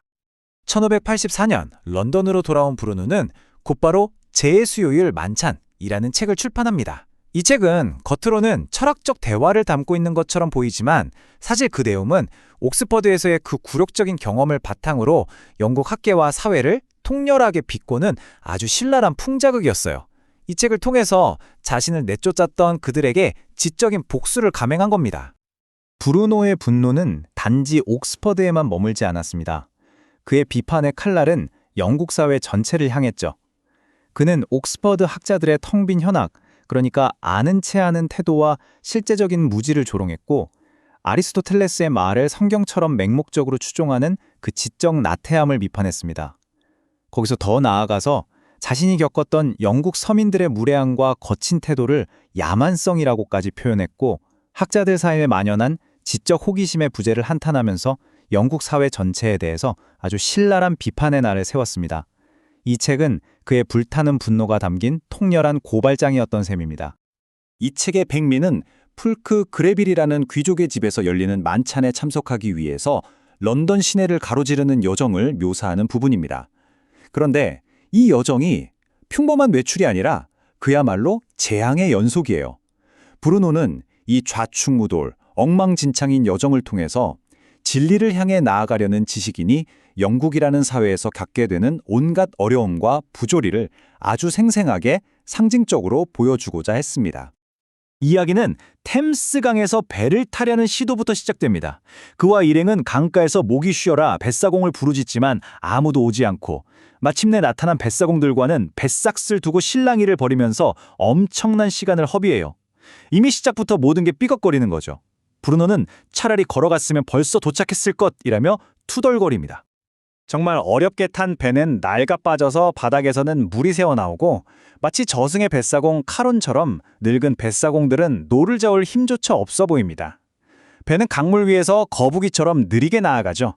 결국 이들은 목적지에 제대로 도착하지도 못하고 약속 장소에서 한참이나 떨어진 엉뚱한 진흙탕 강변에 짐작처럼 버려지고 맙니다. 이 장면이야말로 이 여정의 절정입니다. 배에서 내린 브루노와 그의 일행은 발이 허벅지까지 푹푹 빠지는 끝없는 진흙탕에 갇히고 말죠. 그는 이 진흙탕 속에서의 사투를 죽은 자의 영혼이 죄를 씻는 장소인 연옥에 비유합니다. 진흙탕 속에서 허우적거리면서 간신히 나아가는 자신들의 이 비참하고 우스꽝스러운 모습을 통해서 그는 영국 사회라는 거대한 진흙탕 속에서 길을 잃고 헤매는 진리 탐구자의 고독하고 힘겨운 처지를 은유적으로 고발하는 겁니다. 이 신랄하고 생생한 묘사는 당시 독자들에게 큰 충격을 주었고 브루노에게 더 많은 적을 만들어 주었죠. 옥스퍼드에서의 쓰라린 경험, 그리고 풍자극을 통한 분노의 표출. 브루노의 영국 생활은 이대로 실패로 끝나는 것처럼 보였습니다. 하지만 정말 아이러니하게도 이 격렬한 충돌 이후 런던에서 그는 생애 가장 안정되고 생산적인 황금기를 맞이하게 됩니다. 여기서 아주 흥미로운 반전이 일어납니다. 규율과 전통의 열매인 그 경직된 옥스퍼드 대학은 그를 이단아 취급하면서 쫓아냈지만 오히려 더 개방적이고 세련된 런던의 엘리트 사회는 그의 천재성을 알아보고 그를 따뜻하게 환영했습니다. 그는 프랑스 대사관이라는 안전한 울타리 안에서 당대 최고의 시인, 사상가, 정치가들과 어깨를 나란히 하며 교류했고 마침내 자신의 사상을 이해해주는 진전한 지적 동지들을 만나게 된 것입니다. 그의 런던 생활은 몇몇 핵심 인물들이 있었기에 가능했습니다. 그의 모든 것을 지원해준 든든한 후원자 모비시에르 대사는 물론이고 그를 직접 만나서 그의 학식을 칭찬했던 엘리자베스 여왕도 있었죠. 하지만 브루노에게 가장 중요했던 인물들은 바로 필립 시드니 경과 풀크 그레빌이었습니다. 이들은 단순한 후원자를 넘어서 그의 급진적인 사상을 두려워하지 않고 기꺼이 귀 기울여준 진정한 친구이자 지적 동반자였습니다. 특히 필립 시드니 경과의 우정은 브루노에게 가뭄의 단비와도 같았습니다. 시드니는 르네상스 시대 영국을 대표하는 위대한 시인이자 학식과 용맹을 겸비한 이상적인 기사로 존경받던 인물이었거든요. 브루노는 그에게서 자신의 지적 수준에 걸맞은 진짜 대화 상대를 발견한 겁니다. 시드니에게 바치는 이 헌사를 한번 보세요. 얼마나 깊은 존경과 유대감이 담겨 있습니까? 브루노는 시드니를 자신의 말을 온전히 이해하는 거의 유일한 사람, 자신의 복잡한 철학이 마침내 베일을 벗고 맨 얼굴을 보여줄 수 있는 맑은 눈을 가진 사람이라고 극찬합니다. 옥스퍼드에서 만났던 진실 앞에서도 눈을 감아버린 그 무지한 학자들에게 느꼈던 환멸과 얼마나 대조적인가요? 그는 시드니라는 존재를 통해서 깊은 지적 위안과 함께 자신의 사상을 펼쳐나갈 용기를 얻었던 겁니다. 필립 시드니와 풀크 그레블 같은 진정한 친구들의 지지, 그리고 프랑스 대사관이라는 안정적인 환경, 이 두 가지가 결합되자 브루노의 창의력은 말 그대로 화산처럼 폭발을 합니다. 그는 런던에 머물렀던 약 2년이라는 짧은 기간 동안 그의 철학의 정수가 담긴 가장 중요하고도 가장 논쟁적인 작품들을 정말 맹렬하게 쏟아냅니다. 이것이 바로 훗날 이탈리아어 대화편으로 알려진 6권의 기념비적인 책들입니다. 그가 영국에서 얼마나 왕성하게 활동했는지는 그가 남긴 작품 목록만 봐도 알 수 있어요. 옥스퍼드를 조롱했던 제일 수요일 만찬부터 시작해서 자신의 무한 우주론을 본격적으로 펼친 무한한 우주와 세계에 관하여, 그리고 기존의 모든 종교를 미신으로 비판하면서 훗날 그를 화영대로 몰고 가는데 결정적인 증거가 된 의기양양한 야수의 추방까지, 그의 가장 대담하고 가장 위험하며 가장 독창적인 사상들이 바로 이 시기 런던이라는 안식처에서 탄생한 겁니다. 영국 학계의 중심부에서는 거부당했지만 오히려 그 덕분에 제도권 밖에서 그 누구보다 자유롭게 자신의 사상을 펼칠 수 있었던 아주 역설적인 상황이었던 거죠. 강력한 친구들의 보호 아래 생애 가장 안정적인 창작의 시기를 맞이한 조르다노 브루노. 그는 이제 펜을 들어서 그 누구도 감히 입에 담지 못했던 우주와 신, 그리고 인간의 본질에 대한 혁명적인 생각들을 쏟아내기 시작합니다. 그가 런던에서 풀어놓은 이 폭발적인 사상들은 과연 무엇이었을까요? 다음 시간에는 바로 이 위대한 이탈리아 대화편 속에 담긴 그의 경이롭고도 위험한 철학의 세계로 직접 들어가 보겠습니다. 옥스퍼드의 박사라는 자는 제가 제시한 15개의 3단 논법에 단 한 번도 제대로 답하지 못하고 마치 구루터기에 남은 암탉처럼 어쩔 줄 몰라 했습니다. 결국 그는 무례함과 욕설에 의지할 뿐이었죠. 자, 이게 누구의 말이냐면요. 바로 조르다노 브루노가 옥스퍼드 대학의 그 쟁쟁한 학자들과 격렬한 토론을 벌인 후에 남긴 아주 신랄한 평가입니다. 여기서부터 브루노의 그 불같은 성격, 그리고 앞으로 그의 지적 여정이 얼마나 험난할지 딱 감이 오지 않으세요? 그렇게 옥스퍼드에서 한바탕 소란을 피운 후에 브루노는 런던에서 정말 결정적인 안식처를 찾게 됩니다. 그곳이 어디였냐? 바로 프랑스 대사의 저택이었어요. 그 적대감으로 가득했던 학계를 잠시 떠나서 그는 바로 이곳에서 자신의 지적 활동에 있어 완전히 새로운 전기를 맞이하게 됩니다. 브루노의 런던 생활을, 아니 그의 인생의 황금기를 가능하게 한 핵심 인물이 바로 이 모비시에르 대사입니다. 그는 그냥 평범한 외교관이 아니었어요. 아주 교養있고 또 생각이 열려있는 그런 후원자였죠. 그의 보호 아래에서 브루노는 마침내 그토록 원했던 안정감을 찾고 그의 생애 가장 위대한 저작들을 마음껏 쏟아낼 수 있는 환경을 얻게 된 겁니다. 이 모비시에르의 저택은요, 당대 최고의 지성들이 모여드는 일종의 사랑방 같은 곳이었어요. 근데 여기서 아주 흥미로운 점이 하나 있습니다. 겉보기엔 정말 화려한 대사였지만 사실 프랑스 국왕한테서 월급이 제때 안 나와서요, 아주 심각한 재정난에 시달리고 있었다는 거죠. 그렇다면 브루노는 이 저택에서 대체 어떤 신분이었을까요? 그냥 신세만 지는 식객이었을까요? 아니었습니다. 나중에 재판 기록을 보면요, 브루노 스스로를 젠틀맨 컴패니언이라고 밝혔어요.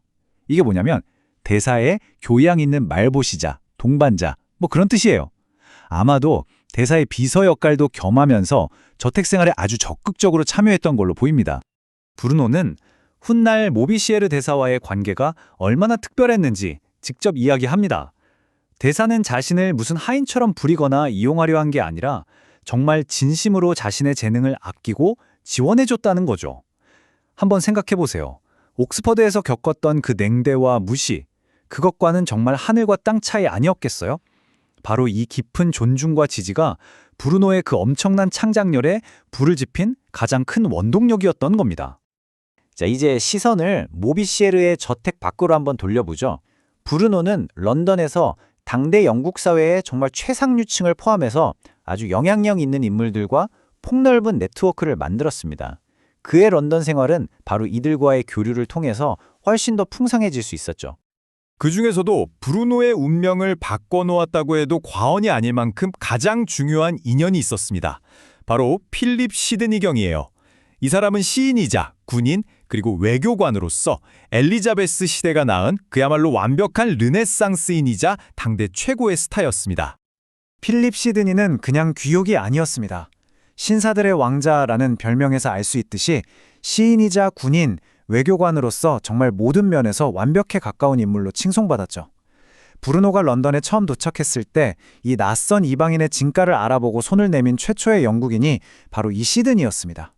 브루노는 여기에 대한 보답으로 자신의 가장 중요한 저작 중 하나인 영웅적 관계에 대하여를 시드니에게 헌정하면서 아주 깊은 존경심을 표현했죠. 시드니와의 우정은요, 브루노가 그 폐쇄적이었던 영국 지성사회의 핵심부로 들어갈 수 있는 결정적인 열쇠가 되어주었습니다. 그런데 시드니의 가장 절친한 친구였던 펄크 그레빌 경과의 관계는 조금 더 복잡합니다. 처음에는 브루노에게 굉장히 호의적이었던 그레빌도 결국 브루노와 사이가 틀어지게 되거든요. 브루노는 이걸 두고 악의적인 자들이 우리 사이에 독을 퍼뜨렸다, 이렇게 표현했지만 글쎄요, 아마 진짜 원인은 다른 데 있었을 겁니다.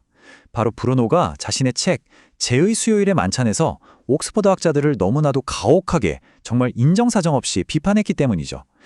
친구인 시드니는 뭐 너그럽게 넘어갔을지 몰라도 그레빌의 입장에서는 브루노의 이런 오만하고 독선적인 태도를 용납하기가 좀 어려웠을 겁니다. 브루노는 모비시에르 대사를 따라서 궁정에도 드나들었습니다.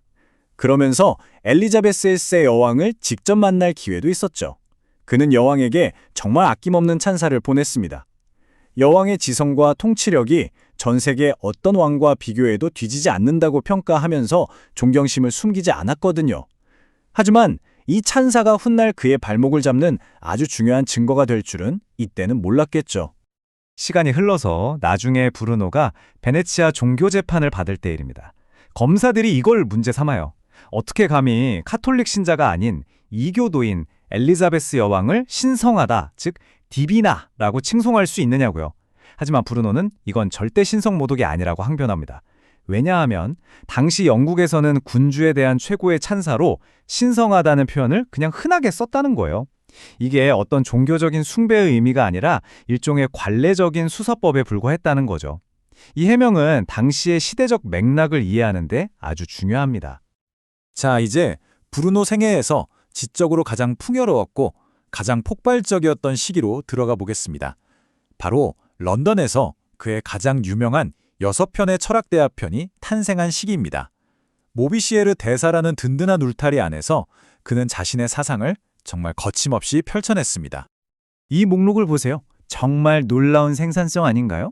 불과 2년 남짓한 기간 동안 이 모든 걸작들이 바로 런던에서 쏟아져 나왔다는 겁니다.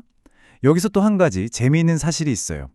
이 책들이 대부분 런던에서 인쇄되었는데도 불구하고 출판지는 파리나 베네치아 같은 곳으로 허위 표기되었다는 점이에요. 왜 그랬을까요? 브루노가 직접 밝힌 바에 따르면 책에 런던에서 인쇄됨이라고 찍혀 있으면 유럽 대륙에서 잘 안 팔릴까 봐 걱정했기 때문이라고 합니다. 이걸 보면 당시 유럽에서 영국 출판업의 위상이 어땠는지 짐작해 볼 수 있는 대목이죠. 그가 이탈리아어로 쓴 대화편 중에 첫 번째이자 가장 큰 논란을 불러일으킨 책이 바로 이 제 수요일의 만찬입니다. 이 책은 명확하게 두 가지 목적을 가지고 있었어요.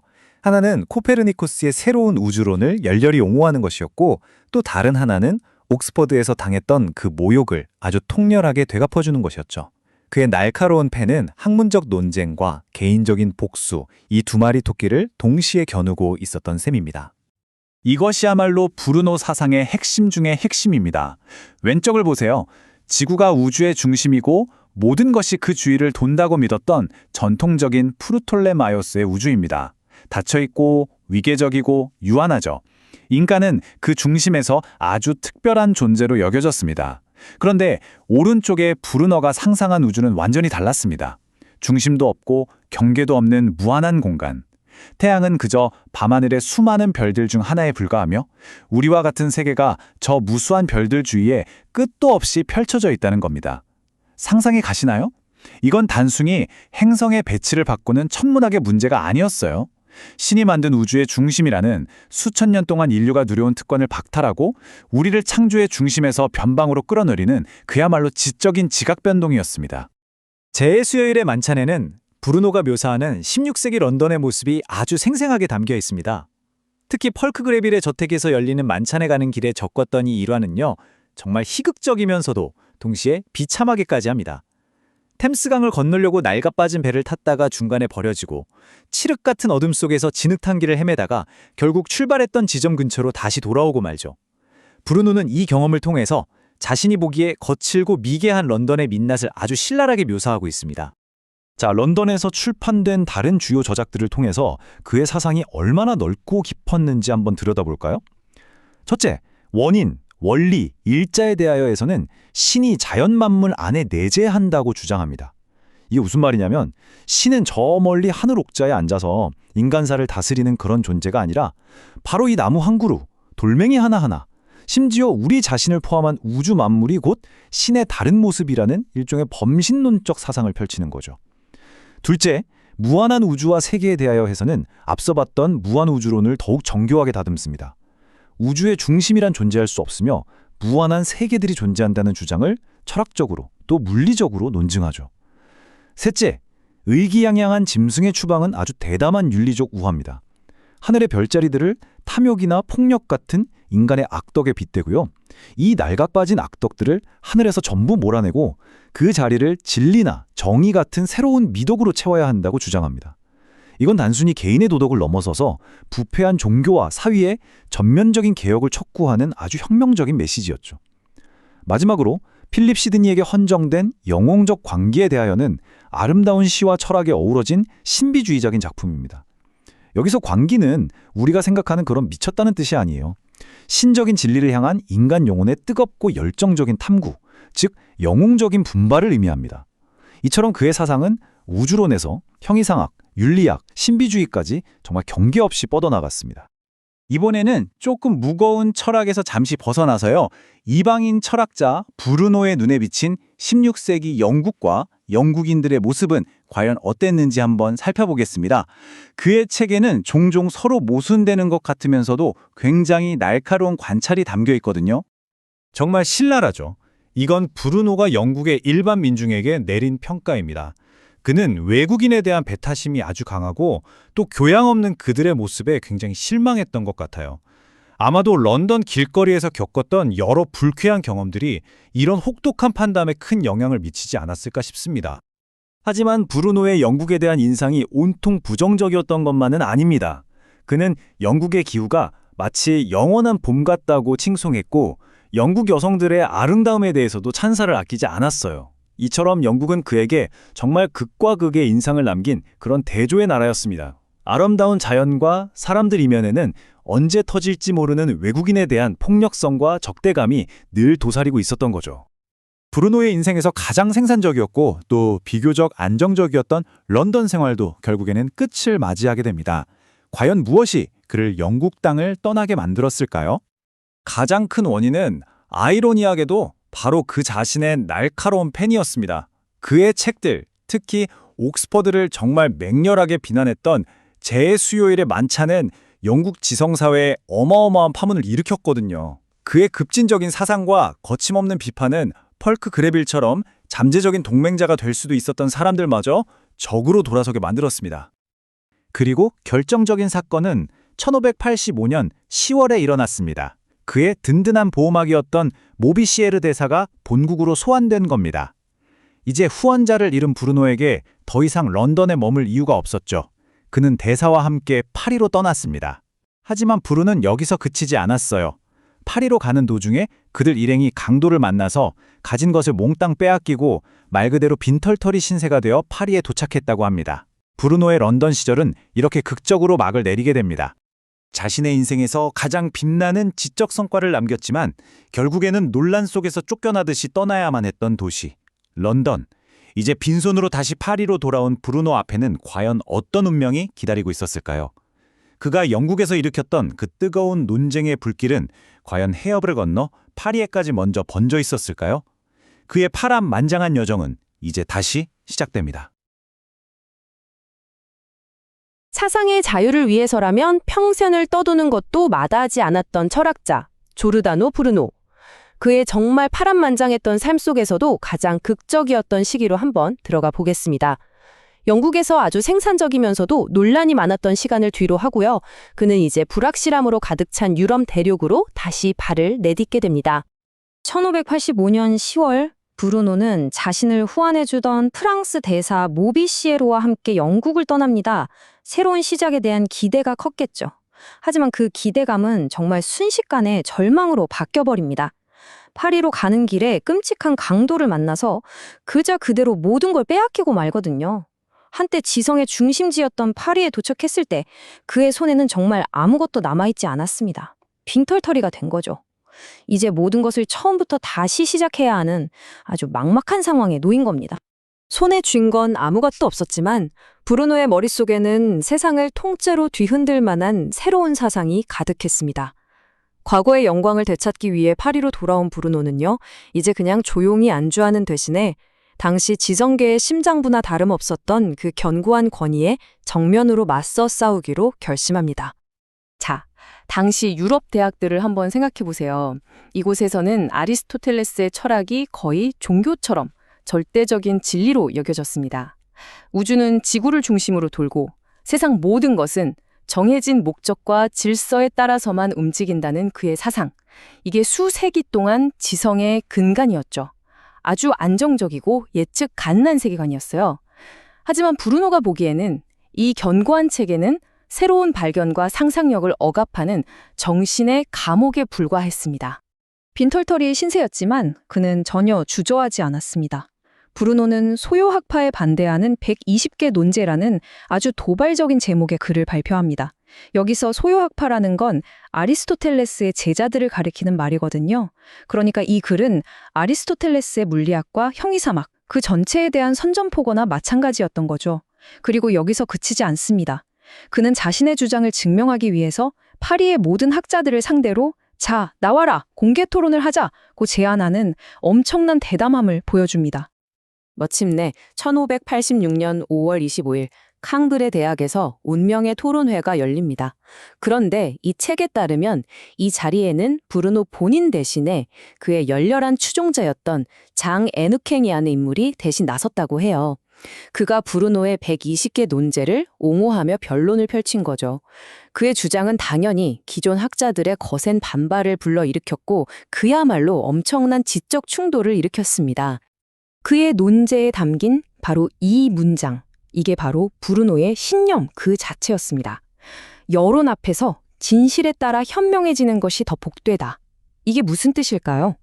즉, 많은 사람들이 믿는다고 해서 그게 꼭 진실은 아니라는 겁니다. 오히려 진실을 추구하는 것, 그것이야말로 진짜 지혜라는 거죠. 교황과 교회의 권위가 하늘과 같았던 시대에 다수의 의견보다 개인의 이성과 탐구를 더 높은 가치에 둔다? 이건 정말 위험천만한 선언이었습니다. 브루노가 제시한 새로운 우주관은 단순히 별의 위치를 조금 바꾸는 그런 수준의 이야기가 아니었어요. 그는 우리의 지구가 우주의 특별한 중심이 아니라고 말합니다. 그리고 저 밤하늘의 별들 역시 우리 태양처럼 저마다의 세상을 품고 있는 또 다른 태양일 수 있다고 주장했죠. 이건 신이 창조한 유일하고 완벽한 세계라는 기존의 세계관을 그야말로 뿌리부터 뒤흔드는 것이었습니다. 정신을 해방시키는 동시에 정말 위험천만한 혁명적인 사상이었던 거죠. 하지만 파리의 지성계는 그의 도전을 받아들일 준비가 전혀 되어 있지 않았습니다. 격렬한 논쟁 끝에 그에게 돌아온 것은 환영이 아니라 차가운 배척이었죠. 결국 브루노는 또다시 정처 없는 방랑길에 올라야만 했습니다. 그의 다음 목적지는 종교 문제로 분열되어 있던 독일의 여러 국가들이었습니다. 기나긴 시련의 여정이 다시 시작된 것입니다. 카톨릭 세계인 프랑스에서 쫓겨난 브루노의 발길은 참 아이러니하게도 종교개혁의 심장부라고 할 수 있는 독일로 향합니다. 카톨릭과 프로테스탄트가 정말 첨예하게 대립하던 분열의 땅이었죠. 하지만 바로 이곳에서 이단자로 낙인 찍혔던 그는 정말 뜻밖의 따뜻한 환대를 받으면서 잠시나마 안식처를 찾게 됩니다. 당시 프로테스탄트 세계는 크게 두 세력으로 나뉘어 있었어요. 하나는 제네바에서 브루노가 정말 끔찍한 경험을 했던 아주 엄격한 교리와 규율을 강조하는 칼뱅파였습니다. 다른 하나는 그에 비해서는 개인의 신앙과 양심의 자유를 존중하는 경향이 있었던 루터파였죠. 이 두 세력 간의 미묘한 차이가 브루노의 운명을 잠시나마 바꿔놓게 됩니다. 마르틴 루터의 도시, 바로 그 루터파의 본거지였던 비텐베르크 대학에서 브루노는 놀랍게도 정말 따뜻한 환영을 받습니다. 혹시 적의 적은 나의 친구라는 생각이었을까요? 카톨릭 교황청과 격렬하게 싸우고 있던 루터파 학자들은 마찬가지로 교황청에 맞서는 브루노의 그 비범한 지성에 매력을 느꼈을지도 모릅니다. 그들은 브루노에게 한 가지 조건을 겁니다. 루터교의 교리를 공격하지만 않는다면 자유롭게 강의할 수 있는 기회를 주겠다. 늘 쫓겨다니던 삶에서 벗어나서 브루노는 비텐베르크에서 2년이라는 정말 귀한 안정기를 맞이합니다. 그는 이곳에서 다시 강단에 서서 아리스토텔레스 철학을 가르치기도 하고 자신의 지식을 집대성한 책을 출판하면서 동료 교수들로부터 깊은 존경을 받았습니다. 이 평화로운 시기는 훗날 그의 위대한 철학적 시들이 탄생하는 아주 중요한 자양분이 되어주었죠. 하지만 비텐베르크를 떠나면서 남긴 고별 연설에서 브루노는 그 자리에 있던 모두를 깜짝 놀라게 할 발언을 합니다. 그는 마르틴 루터를 그리스 신화의 영웅 헤라클레스에 비유하면서 교황권이라는 머리 셋 달린 괴물 케르베로스를 물리친 위대한 영웅이라고 극찬한 것이죠. 카톨릭 수도사 출신이었던 그가 프로테스탄트의 상징을 이렇게까지 찬양했다는 건 그가 단순히 종교의 경계를 넘어서서 진리를 추구하는 자유로운 사상가였음을 보여주는 아주 단적인 증거입니다. 하지만 그 평화는 길지 않았습니다. 비텐베르크의 정치적인 상황이 바뀌면서 그에게 관용을 베풀었던 루터파가 힘을 잃고 엄격한 칼뱅파가 득세하기 시작한 겁니다. 브루노와 같은 자유로운 사상가에게는 더 이상 안전한 곳이 아니게 된 거죠. 결국 그는 1588년 봄 정들었던 안식처를 뒤로하고 다시 길을 떠나야만 했습니다. 이 사건은 종교적 광풍이 휩쓸던 16세기 유럽에서 한 명의 독립적인 사상가의 삶이 얼마나 위태로울 수 있는지를 정말 여실히 보여줍니다. 비텐베르크에서의 그 짧았던 평화를 뒤로한 채 브루노의 끝없는 여정이 다시 시작됩니다.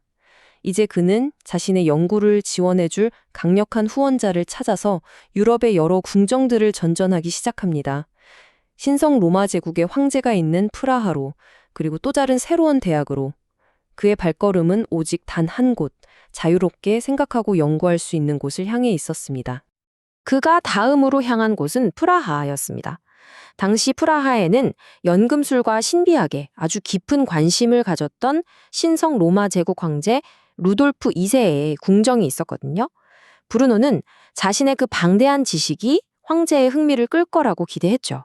비록 영구적인 직책을 얻지는 못했지만 그는 이곳에서 2권의 중요한 책을 출판했고요. 이 책에 따르면 황제는 그의 지성에 감명받아서 떠나는 그에게 300달러라는 당시로서는 적지 않은 하사금을 내렸다고 합니다. 프라하를 떠난 브루노는 1589년 당시 자유로운 학풍으로 유명했던 헬름슈타트의 율리우스 대학에 등록합니다. 그리고 이곳에서 그는 또 한 번 자신의 능력을 발휘할 기회를 얻게 되죠. 바로 대학의 설립자인 율리우스 공작을 기리는 추도 연설, 위로의 연설을 맡게 된 겁니다. 그의 뛰어난 언변과 지성은 다시 한번 사람들의 주목을 받기 시작했습니다. 하지만 이곳에서의 성공도 정말 잠시였습니다. 그의 대담한 사상은 또다시 지역교회의 권위와 충돌했고 그는 결국 파문을 당하는 신세가 됩니다. 비록 나중에 이 파문이 철회되기는 했지만 이 사건은 그의 삶을 지배하는 비극적인 패턴을 아주 명확하게 보여주는 것 같아요.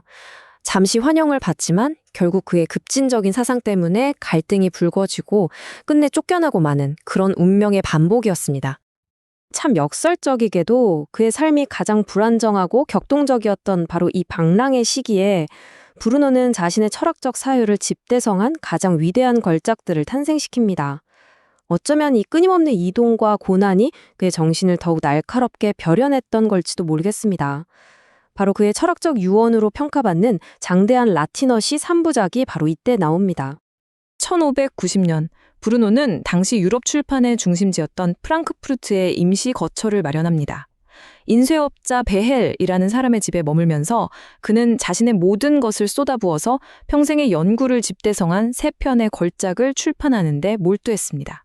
이건 단순히 책을 내는 것을 넘어서서요, 자신의 사상을 어떻게든 후세에 남기려는 필사적인 노력이었던 거죠. 이 3편의 라틴어 시는 고대 로마의 철학자이자 시인이었던 루크레티우스의 영향을 많이 받았다고 해요. 그래서 아주 깊은 철학적 사유를 아름다운 시의 형태로 풀어낸 대작들입니다. 브루노는 이 책들을 통해서 우주의 본질은 무엇인지, 실제의 근원은 어디인지, 그리고 물질의 가장 작은 단위는 무엇인지에 대한 자신의 혁명적인 비전 전체를 남기고자 했습니다. 첫 번째 시 무한한 우주와 무수한 세계에 관하여에서 그는 자신의 우주론을 정말 장대하게 펼쳐 보입니다. 그는 노래하듯 말합니다.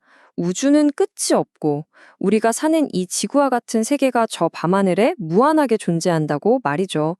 이건 우주의 단 하나의 중심, 즉 지구가 존재하고 수정구로 둘러싸인 유한한 공간이라고 봤던 아리스토텔레스의 세계관을 정면으로 깨부수는 선언이었습니다. 두 번째 시 모나드, 수, 형상에 관하여에서 브루노는 더욱 근원적인 질문으로 파고듭니다. 도대체 이 세상은 무엇으로 이루어져 있는가? 그는 모나드라는 개념을 제시합니다. 이게 뭐냐면 마치 모든 디지털 정보가 0과 1이라는 기본 단위로 이루어져 있는 것처럼 우주의 모든 존재, 그러니까 눈에 보이는 물질뿐만 아니라 우리의 정신과 영혼까지도 구성하는 궁극적이고 더 이상 나눌 수 없는 최소 단위라고 설명합니다. 모든 것의 근원이 되는 하나의 점과도 같은 개념이었던 거죠. 그리고 마지막 작품인 세겹의 최소와 측정에 관하여는 물질 세계를 탐구합니다. 방금 말한 모나드가 모든 존재의 형이상학적, 즉 정신적인 근원이었다면 여기서 말하는 최소는 물리적 실제를 구성하는 가장 작은 입자입니다. 현대 과학의 원자와 아주 유사한 개념이라고 볼 수 있겠죠. 그는 이 더 이상 나눌 수 없는 최소 입자들이 모여서 우리가 보는 모든 물질을 형성한다고 주장했습니다. 이건 그 시대를 훨씬 앞서간 정말 놀라운 통찰이었습니다. 유럽 전역을 떠돌면서 자신의 사상을 펼칠 곳을 찾아 헤맨 지 수년. 수많은 환대와 그보다 더 많은 배척 속에서 그의 몸과 마음은 지쳐가고 있었습니다. 바로 그때 그의 모든 방랑을 끝내줄 것처럼 보이는 정말 운명적인 편지 한 통이 도착합니다. 그는 난민이었고 당대 최고의 지성을 갖춘 강사였으며 교회가 보기에는 아주 위험한 이단자이자 불멸의 시인이었습니다. 이 모든 이름에도 불구하고 그는 여전히 어디에도 뿌리내리지 못하는 영원한 이방인이었죠. 과연 이 기나긴 여정의 끝은 어디일까요? 그는 마침내 안식처를 찾을 수 있을까요? 프랑크푸르트에서 위대한 저술들을 마무리하던 중 브루노는 베네치아의 귀족 조반니 모체니고로부터 한 통의 편지를 받게 됩니다. 그토록 그리워했던 고향 이탈리아로 돌아와서 자신의 그 놀라운 기억술과 발명술을 가르쳐달라는 아주 달콤한 초대였죠. 고향에 대한 그리움 그리고 안정된 삶에 대한 갈망. 브루노는 이 초대를 받아들이기로 합니다. 하지만 그것이 자신을 올가맬 치명적인 덫이 될 것이라는 사실은 꿈에도 알지 못했습니다. 이 제안이 바로 그의 비극적인 운명의 서막을 열게 됩니다. 조르다노 브루노의 삶에서 가장 지성적으로 빛났던 시기, 하지만 동시에 가장 혹독한 현실과 부딪혀야 했던 시기가 있습니다. 바로 영국에서의 마지막 해인데요. 이 런던이라는 도시에서 그는 자신의 철학을 집대성한 위대한 책들을 쏟아냈죠. 하지만 그와 동시에 이방인으로서 겪는 온갖 모멸과 혼란의 한가운데 서 있어야만 했습니다. 이 문장 하나가 브루노가 영국에서 도달하려 했던 생각의 꼭대기를 딱 보여줍니다. 여기서 말하는 사랑, 이건 뭐 우리가 흔히 생각하는 그런 남녀 간의 사랑이 아니에요. 유한한 존재인 인간의 영혼이 저 너머에 있는 무한하고 신적인 진리를 향해서 그야말로 불타오르는 그런 지적인 열정을 말하는 겁니다. 바로 이 숭고한 갈망, 이걸 그는 영혼적이라고 불렀던 거죠. 그의 영국 시절을 제대로 이해하려면요. 먼저 그의 마지막 이탈리아어 저작이자 최고의 걸작으로 꼽히는 영웅적 광기, 원제로는 글리 에로이치 후로리를 들여다봐야 합니다. 이 책은 정말 시끌벅적하고 거칠었던 엘리자베스 시대 런던, 그 심장부에서 한 철학자가 어떻게 정신적으로 가장 높은 곳까지 날아올랐는지를 보여주는 기록과도 같습니다. 이 책은 철학서이긴 한데 딱딱한 논문 같은 게 전혀 아니에요. 오히려 아름다운 시와 깊이 있는 대화가 막 섞여 있는 영혼을 위한 일종의 여행 안내서 같다고 할까요? 브루노는 이 책에서 인간의 영혼이 어떻게 이 감각의 세계를 뛰어넘어서 신이라는 무한한 대상과 하나가 될 수 있는지 그 아주 격정적인 과정을 그려내려고 했습니다. 자, 그럼 여기에 정리된 핵심 주제들을 하나씩 한번 볼까요? 브루노가 말하는 영웅적 광기는 무한한 신을 향한 우리 영혼의 끝없는 욕망에서부터 시작됩니다. 그는 지상의 아름다움이는 쾌락 같은 그런 세속적이고 감각적인 사랑은 거부해야 한다. 그리고 오직 신적인 진리를 향한 더 높은 차원의 지적 열정을 추구해야 한다고 봤어요. 물론 그 길이 쉽지는 않겠죠. 고통스러울 겁니다. 하지만 그는 그 과정에서 겪는 모든 고통과 투쟁조차도 결국엔 찾는 영혼과 찾아지는 대상, 그러니까 신이 하나가 되기 위한 필수적인 단계라고 말합니다. 그리고 이 모든 여정을 이끄는 힘이 뭐냐? 바로 사랑이라는 거죠. 여기서 사랑은 모든 지식과 존재를 움직이는 거대한 우주적인 힘입니다. 브루노가 굳이 논리가 아니라 소네트라는 시의 형식을 빌려서 이런 철학을 설명한 이유도 바로 여기에 있어요. 이 황홀경에 가까운 상태를 표현하기에 논리만으로는 부족했던 거죠. 이 문장에서 브루노 사상의 대담함이 느껴지지 않으세요? 그는 영혼과 신이 하나가 되는 게 꼭 죽은 다음에나 가능한 일이라고 생각하지 않았습니다. 순수한 지적, 영적인 의지를 통해서 그 고통스러운 담금질을 거친 영혼은 바로 이 삶에서, 그러니까 우리가 살아있는 동안에도 그 신성한 합일의 경지를 맛볼 수 있다고 주장한 겁니다. 야, 이게 바로 그가 꿈꿨던 유한한 인간 정신의 무한한 가능성이자 위대한 승리였던 거죠. 이 헌사는 그냥 감사합니다 하는 인사가 아니었어요. 당시 영국 최고의 시인이자 기사였던 필립 시드니에게 이 책을 바쳤다는 건 브루노가 자신의 철학을 이해해줄 지적인 동반자를 얼마나 간절히 원했는지를 보여줍니다. 그는 단순히 돈을 대주는 후원자를 넘어서 자신의 이 영웅적 광기를 알아봐줄 진짜 영웅적 정신을 영국에서 찾고 있었던 겁니다. 자, 이제 영혼의 합의를 노래하던 철학의 가장 높은 곳, 그 독수리의 비상에서 한번 내려와 보죠.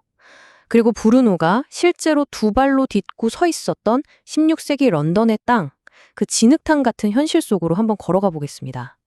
브루노가 처음 본 영국의 모습은 꽤 매혹적이었습니다. 특히 그는 궁정을 중심으로 한 영국의 상류층, 그들의 세련된 문화와 지성에 아주 깊은 인상을 받았어요. 교양 있고 우아한 귀부인들에게서 어쩌면 자신이 추구하던 그 신성함의 그림자 같은 걸 봤을지도 모르죠. 이게 바로 그가 본 영국의 빛나는 얼굴이었습니다. 그런데 말이죠. 브루노의 시선이 귀족들의 응접실에서 런던의 거리로 향하는 순간 풍경이 180도 달라집니다. 이 표를 보시면 그가 느꼈던 극단적인 분열이 그대로 보이죠. 그는 영국의 엘리트 계층은 신성하다고까지 칭송했지만 길거리의 평범한 사람들은 늑대와 곰처럼 야만적이라고 묘사했어요. 한 사회에 대해서 이렇게까지 모순적인 평가를 내렸다는 건 그가 영국 사회에 결코 녹아들지 못하는 이방인이었고 그 때문에 아주 깊은 이질감과 혼란을 느꼈다는 걸 명백하게 보여줍니다. 이 구절을 읽으면 브루노의 분노와 공포가 정말 생생하게 느껴집니다. 이방인이라는 단어가 그냥 구별하는 말이 아니라 온갖 적대감과 폭력의 표적이 되는 낙인이었던 거죠. 저 너머 우주의 무한성을 생각하던 철학자가 길거리에서는 단지 이탈리아 사람이라는 이유 하나만으로 멸시와 위협을 받아야 했던 겁니다. 이 참담한 현실은 그의 철학적 이상과 너무나도 멀리 떨어져 있었습니다.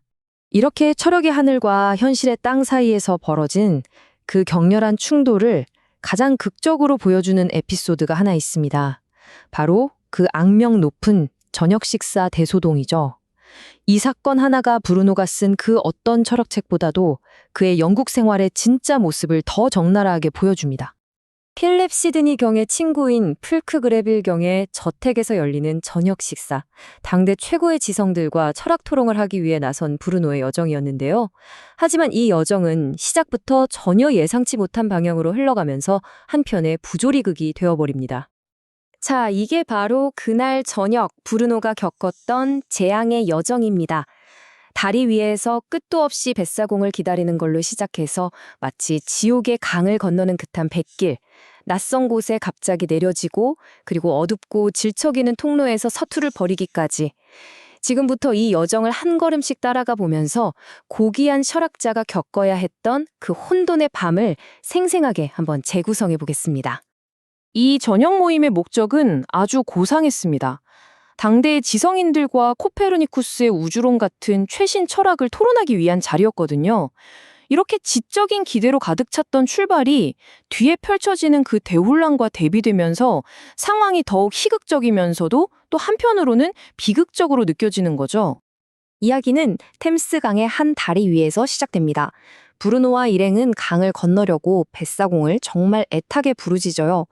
그의 글에서 느껴지는 이 초조함과 짜증은 고상한 철학 토론을 향한 부푼 기대가 런던의 그 무심하고 비효율적인 시스템 앞에서부터 삐걱거리기 시작했다는 걸 보여줍니다. 한참을 기다린 끝에 드디어 그들의 부름에 배 한 척이 다가옵니다. 그런데 배의 모습도 뱃사공들의 모습도 브루노의 기대를 완전히 박살내버렸어요. 브루노는 이 뱃사공들을 그리스 신화에 나오는 지옥의 강을 건네주는 늙은 뱃사공, 카론에 빗대고 있습니다. 이 어둡고 신화적인 묘사는 그냥 과장이 아니에요. 이건 자신이 지금 발딛고 있는 이 런던이라는 도시를 얼마나 낯설고 이질적인, 심지어 지옥 같은 공간으로 느끼고 있었는지를 보여주는 어두운 유머이자 앞으로 닥칠 고난의 서곡이었던 셈이죠. 삐걱거리는 배를 타고 강을 건너기 시작한 지 얼마 안 돼서 목적지까지 3분의 1도 못 갔을 때 두 늙은 뱃사공이 갑자기 노젓기를 멈추고 더 이상 안 가겠다고 선언해버립니다.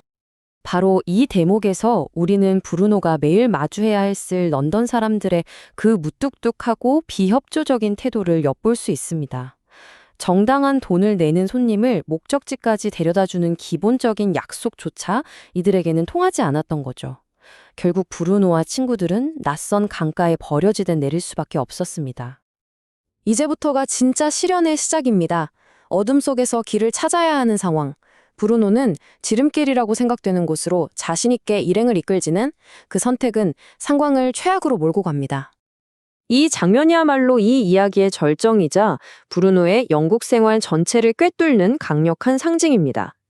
신적인 세계를 사유하던 그의 고상한 정신이 이름도 모를 런던 뒷골목의 더러운 진흙탕 속에서 옴짝달싹 못하고 발버둥 치는 모습. 이건 그가 느꼈던 현실과 이상의 괴리, 세련되지 못한 세상에 갇힌 철학자의 무력감을 이보다 더 생생하게 보여줄 수는 없을 겁니다. 진흙탕에서 겨우 빠져나와 비틀거리며 걷던 그들이 마침내 발견한 진실은 그야말로 허무함 그 자체였습니다. 그들이 그토록 사투를 벌였던 장소가 애초에 배를 타려던 곳에서 아주 가까운 곳이었다는 사실이죠. 이 우스꽝스러우면서도 씁쓸한 결말은 혼란스럽고 적대적인 런던이라는 도시 앞에서 그의 모든 노력이 얼마나 부질없었는지를 보여주는 것만 같습니다.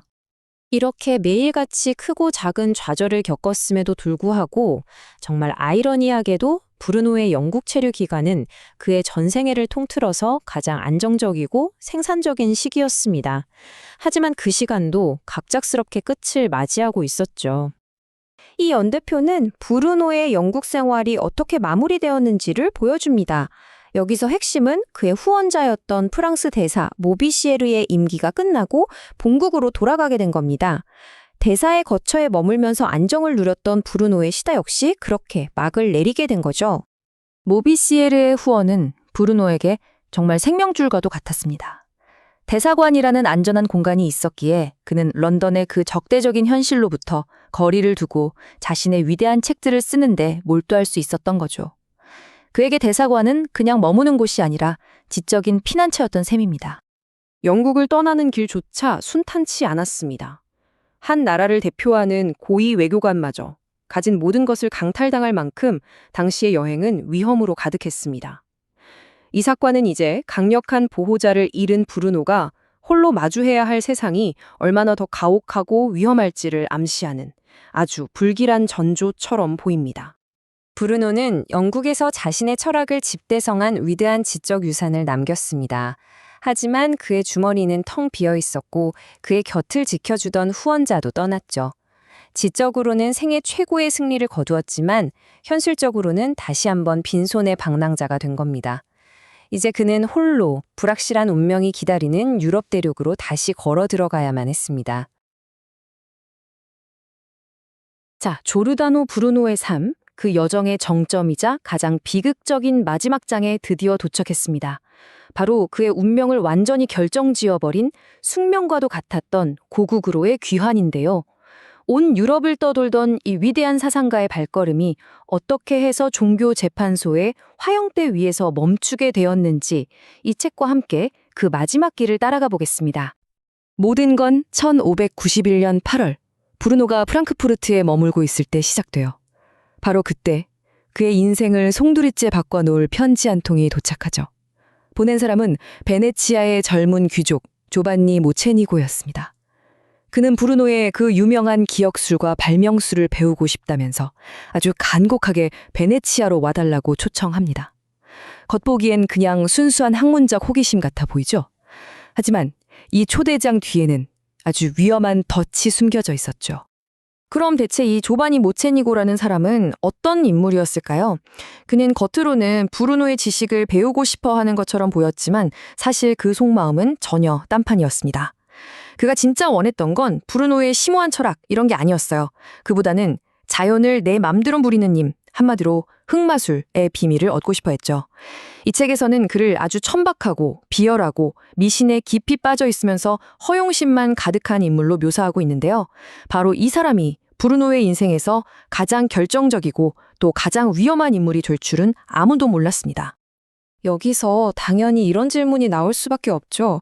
종교재판의 서슬이 펄언 이탈리아로 돌아가는 게 얼마나 위험한 일인지 브루노 본인이 누구보다 잘 알았을 텐데 말이에요.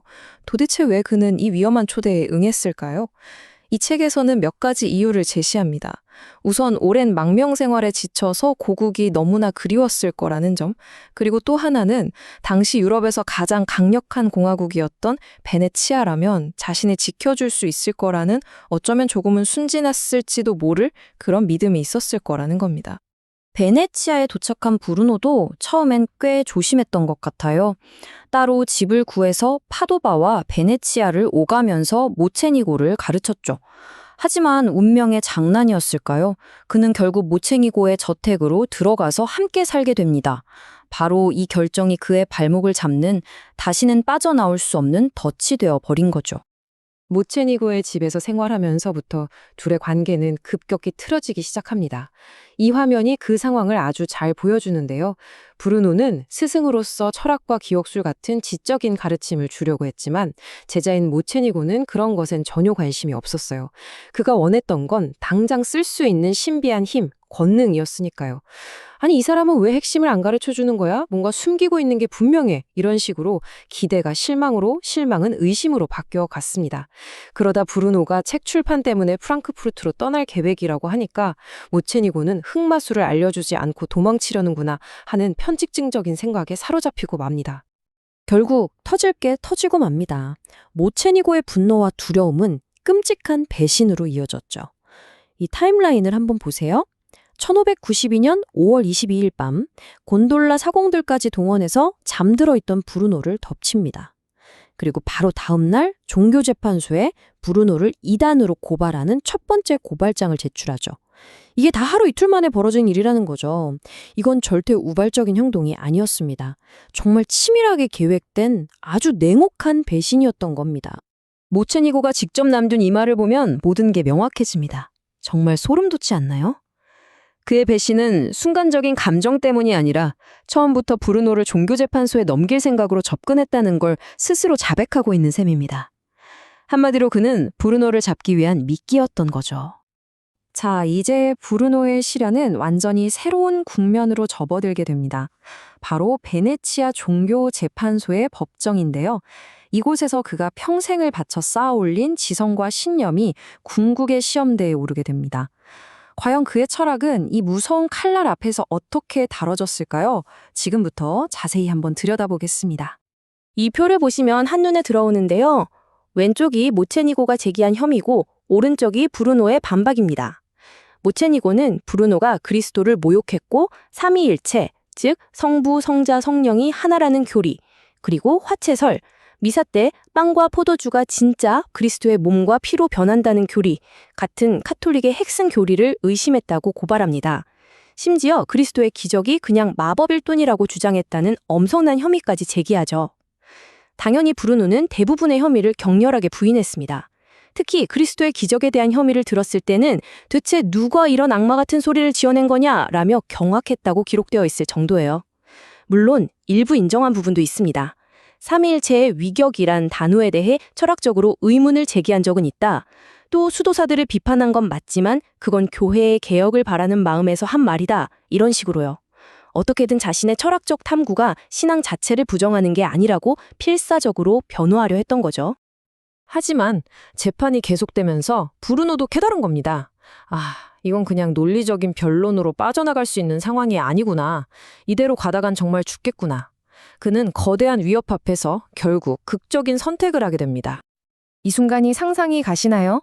평생 그 어떤 권위 앞에서도 굽히지 않았던 그 자유로운 영혼, 그토록 당당했던 철학자가 결국 종교재판소 앞에 무릎을 꿇고 만 겁니다. 그는 자신의 모든 잘못을 인정하고 용서를 구하면서 목숨만 살려준다면 평생 속죄하며 살겠다고 맹세합니다. 이건 그의 자존심을 모두 내던진 처절한 외침이었고 자비를 구하려는 마지막 희망의 몸부림이었습니다. 베네치아 재판이 이렇게 브루노의 굴복으로 마무리되는 듯 보였습니다. 모든 게 끝나는 줄 알았는데 바로 그 순간 훨씬 더 거대하고 어두운 그림자가 들이옵니다. 바로 로마의 종교 재판소였죠. 브루노 한 사람을 두고 베네치아 공화국과 교황청 사이에 엄청난 기싸움이 벌어진 거예요. 양쪽의 입장은 명확했습니다. 베네치아는 우리 시민은 우리가 재판한다 라며 자치권을 내세웠고요. 로마는 아니, 이단 문제는 전 세계적인 범죄고 우리 소관이다 라면서 교황이 직접 나서서 브루노를 넘기라고 강력하게 압박했습니다. 이 거대한 정치 게임 속에서 브루노라는 한 철학자의 운명은 그저 작은 장기말에 불과했죠. 결과는 베네치아의 패배였습니다. 1593년 2월 27일 베네치아는 결국 로마의 압력에 굴복하고 브루노를 로마로 넘겨주기로 결정합니다. 이 결정은 사실상 사형 선고나 마찬가지였어요. 관대한 판결을 받을 수 있다는 마지막 희망의 불씨마저 꺼져버린, 이제 정말 돌아올 수 없는 길을 건너게 된 겁니다. 로마로 이송된 그 순간부터 브루노의 시간은 말 그대로 멈춰버립니다. 7년이라는 아주 길고 긴 침묵 속으로요. 로마 감옥에서 보낸 이 시절은 기록이 거의 남아있지 않아서 그의 이야기는 더욱 우물하고 비극적으로 느껴집니다. 7년, 잠시 튀고 상상하기도 힘든 시간이죠.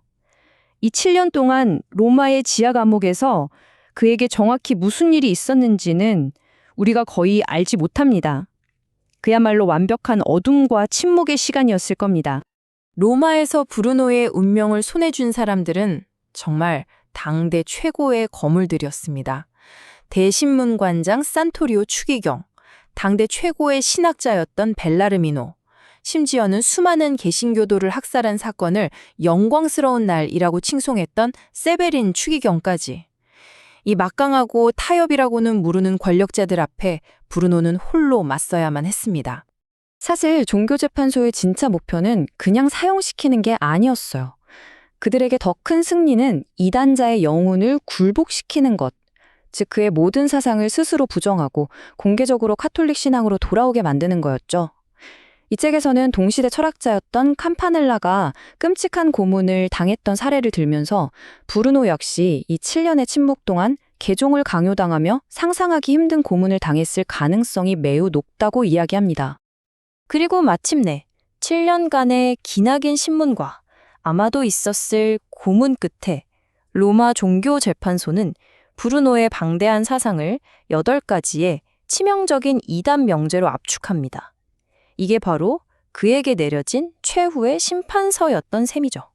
자, 그럼 대체 뭐가 문제였는지 하나씩 짚어볼까요? 이 8가지가 바로 브루노를 죽음으로 몰고 간 그의 신념들입니다. 첫째, 교회의 권위를 정면으로 비판한 것. 둘째, 세상이 영혼과 물질이라는 2가지 원리로 이루어져 있다고 주장한 것. 이건 신이 아닌 다른 원리가 있다는 뜻으로 들릴 수 있었죠. 셋째, 세계는 영원하고 무수한 세계가 있다는 주장. 이건 신의 유일한 창조를 부정하는 것처럼 보였고요. 넷째, 기독교 교리와 정면으로 배치되는 영혼의 윤회 사상. 여기에 모세나 그리스도의 기적을 마법으로 설명했다는 혐의까지 더해졌습니다. 재판관들이 원한 건 딱 하나였어요. 이것들만 철회해라. 그럼 살려주겠다. 하지만 브루노는 끝까지 아니오라고 말했습니다. 그리고 그 아니오가 그의 운명을 결정지었죠. 사형 선고를 듣는 그 순간 브루노가 남긴 이 말은 정말 전율이 흐릴 정도입니다. 두려워해야 할 사람은 내가 아니라 진실을 외면하고 이런 판결을 내리는 바로 당신들이다. 이런 뜻이잖아요. 마지막 순간까지 조금도 꺾이지 않았던 그의 정신을 완벽하게 보여주는 역사에 남을 한마디였습니다.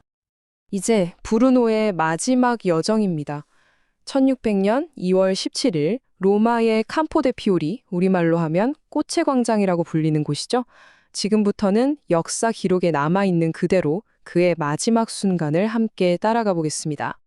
당시 사형수들의 마지막을 돌보던 단체의 기록에 따르면 그 마지막 순간이 아주 생생하게 묘사되어 있습니다.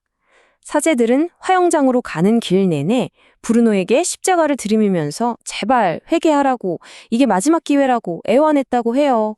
하지만 브루노는 그저 묵묵히 그 십자가로부터 고개를 돌려버렸다고 합니다. 그의 입에는 재갈이 물려 있었습니다. 마지막 한마디조차 사람들에게 전해지는 걸 막으려 했던 거죠. 그리고 그는 산채로 불길에 휩싸였습니다. 기록은 그가 순교자의 강인함으로 단 한 번의 비명도 지르지 않고 죽음을 맞이했다고 전합니다. 그렇게 강요된 침묵 속에서, 그러나 그 누구보다 당당하게 자신의 신념을 지키며 한 위대한 철학자의 삶은 막을 내렸습니다. 그의 육신은 재가 되었지만 진리를 향한 그의 자유로운 정신만큼은 그 어떤 불길도 삼키지 못했죠.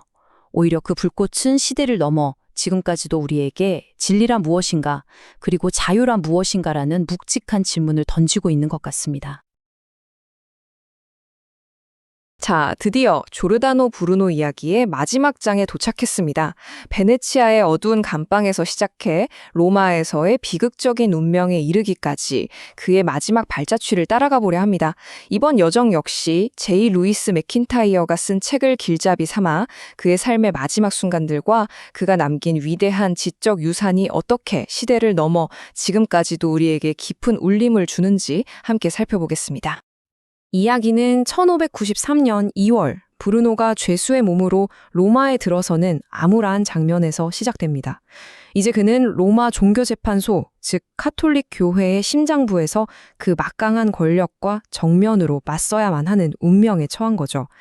베네치아에서의 재판은 어쩌면 서막에 불과했습니다. 이제부터는 정말 철학의 영혼 그 자체를 걸고 자신의 모든 사상을 변호해야 하는 길고도 험난한 싸움이 시작된 겁니다. 그럼 첫 번째 부분에서는 브루노가 로마의 감옥 안에서 벌였던 그 치열했던 법적, 신학적 투쟁을 아주 자세히 들여다보겠습니다. 이건요, 단순히 한 개인에 대한 재판이 아니었어요. 그야말로 두 개의 거대한 세계관이 정면으로 충돌하는 역사적인 사건이었습니다. 재판 기간이 무려 7년이나 걸렸다는 점, 이걸 좀 주목해봐야 합니다. 브루노에 대한 판결이 결코 성급하게 감정적으로 내려진 게 아니라는 걸 보여주거든요. 이건 브루노라는 한 명의 사상가와 교회라는 거대한 기관 사이에 정말 길고 긴 지적인 줄다리기였어요. 이 7년 동안 브루노는 수없이 많은 신문을 견뎌내면서도 자신의 철학적 입장을 단 한 번도 굽히지 않았습니다. 그러다 1599년 당시 최고의 신학자였던 로데르토 벨라르미노 추기경이 그에게 철회해야 할 8가지 핵심 명제를 제시하면서 최후 통첩을 하죠. 이 기나긴 싸움이 드디어 절정으로 치닫는 순간이었습니다. 도대체 무엇이 그토록 용서받을 수 없는 생각이었을까요?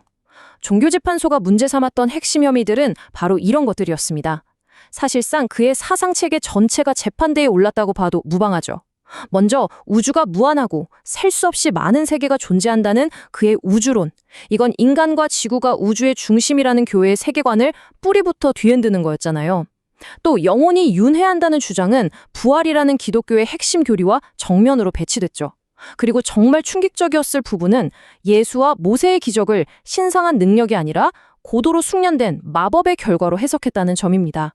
이건 예수의 신성을 정면으로 부인하는 거니까요. 특히 성령을 세계의 영혼으로 보고 신과 자연을 거의 동일시했던 그의 범신론적 관점은 창조주와 피조물을 엄격하게 구분하는 카톨릭 신학에 대한 가장 큰 도전이었습니다. 7년이라는 정말 긴 시간 끝에 재판관들의 요구는 아주 간단한 한 단어로 귀결되었습니다. 바로 철회하라. 하지만 브루노의 대답 역시 똑같이 단호했죠. 거부한다. 그는 자신의 목숨보다 평생을 바쳐 탐구한 철학적 진실을 선택한 겁니다.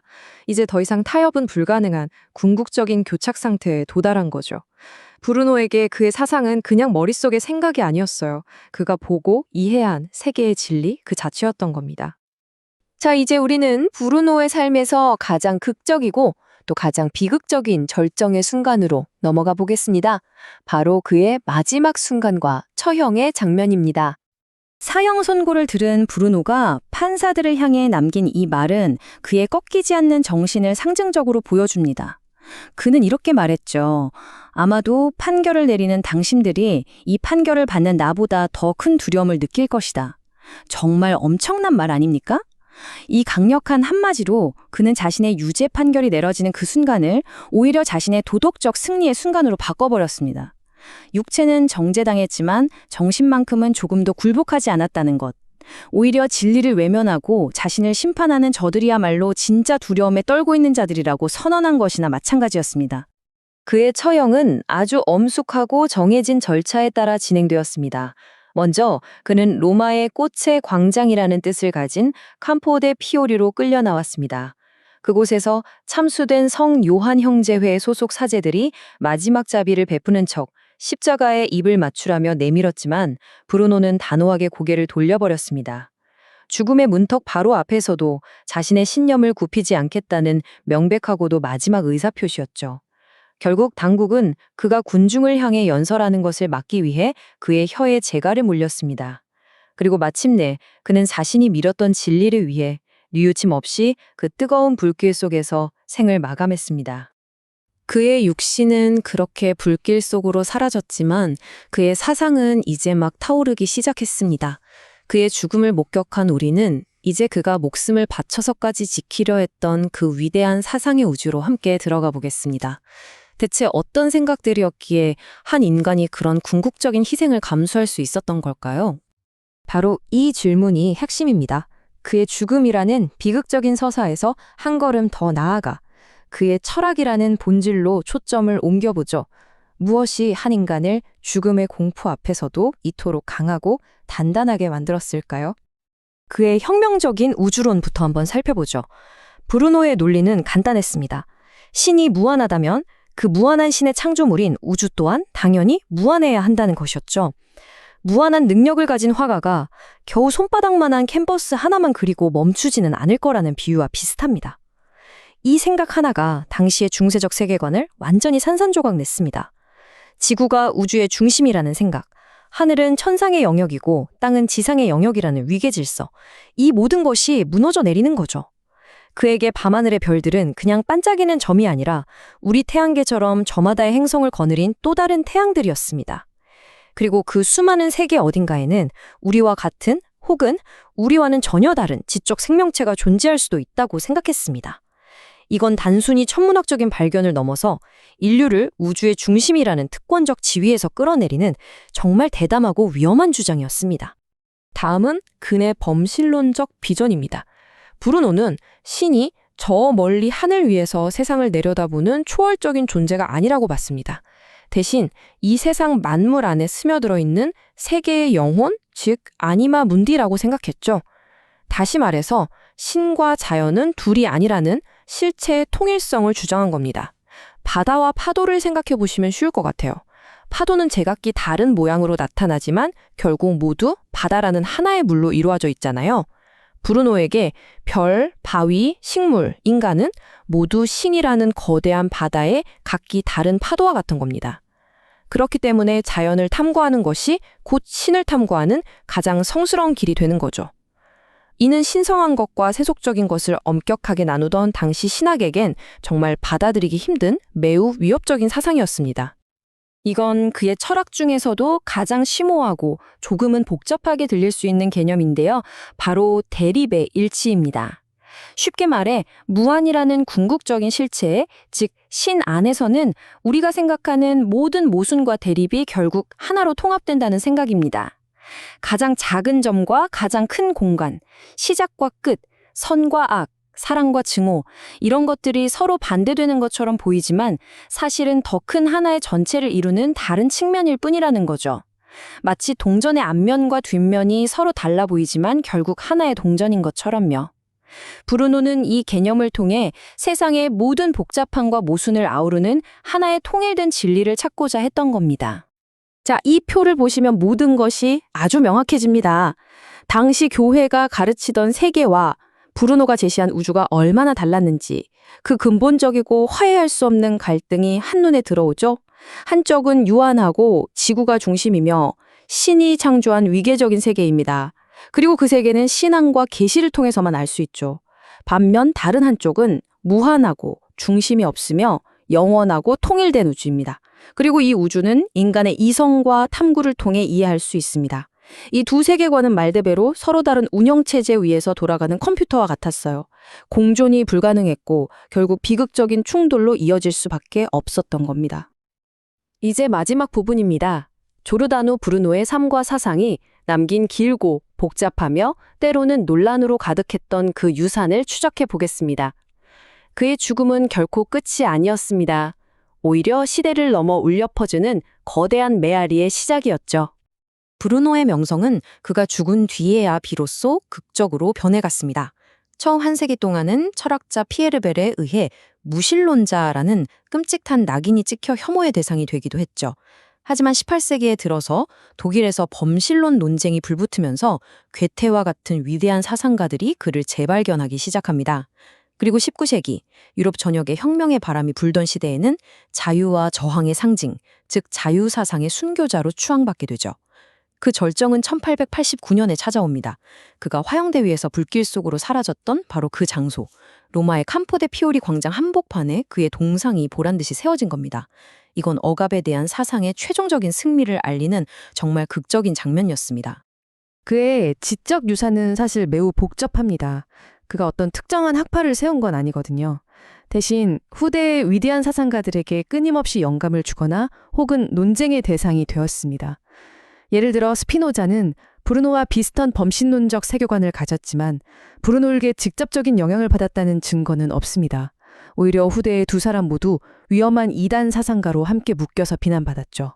반면에 쉘링이나 헤겔 같은 독일 관념론자들은 그를 자신들의 철학적 선구자로 아주 적극적으로 받아들이고 옹호했습니다. 결국 그는 체계적인 철학자라기보다는 후대에 의해 끊임없이 재해석되고 재발견되는 강력한 상징으로 남았다고 볼 수 있습니다. 그렇습니다. 그래서 핵심은 바로 이것입니다. 브루노가 우리에게 남긴 가장 위대하고 지속적인 유산은 그의 철학 체계 그 자체보다도 조르다노 브루노라는 이름이 상징하는 바에 있습니다. 그는 지적인 자유를 향한 인류의 길고 긴 투쟁의 역사에서 자신의 목숨을 바쳐 그 가치를 증명한 위대한 순교자로 기억됩니다. 그의 삶과 죽음은 자유로운 생각이 때로는 얼마나 위험한지, 그리고 바로 그렇기 때문에 또 얼마나 소중한지를 우리에게 온몸으로 운변하고 있는 겁니다. 그의 길고 험난했던 여정을 함께한 지금 우리는 이 마지막 질문 앞에 서게 됩니다. 그는 과연 누구였을까요? 코페르니쿠스의 뒤를 이어 새로운 과학의 시대를 연 순교자였을까요? 아니면 자연이라는 새로운 신을 섬기는 종교의 예언자였을까요? 혹은 단지 자신의 시대가 도저히 감당할 수 없었던 너무나 거대하고 무한한 비전을 품었던 시대를 너무 앞서간 사람이었을까요?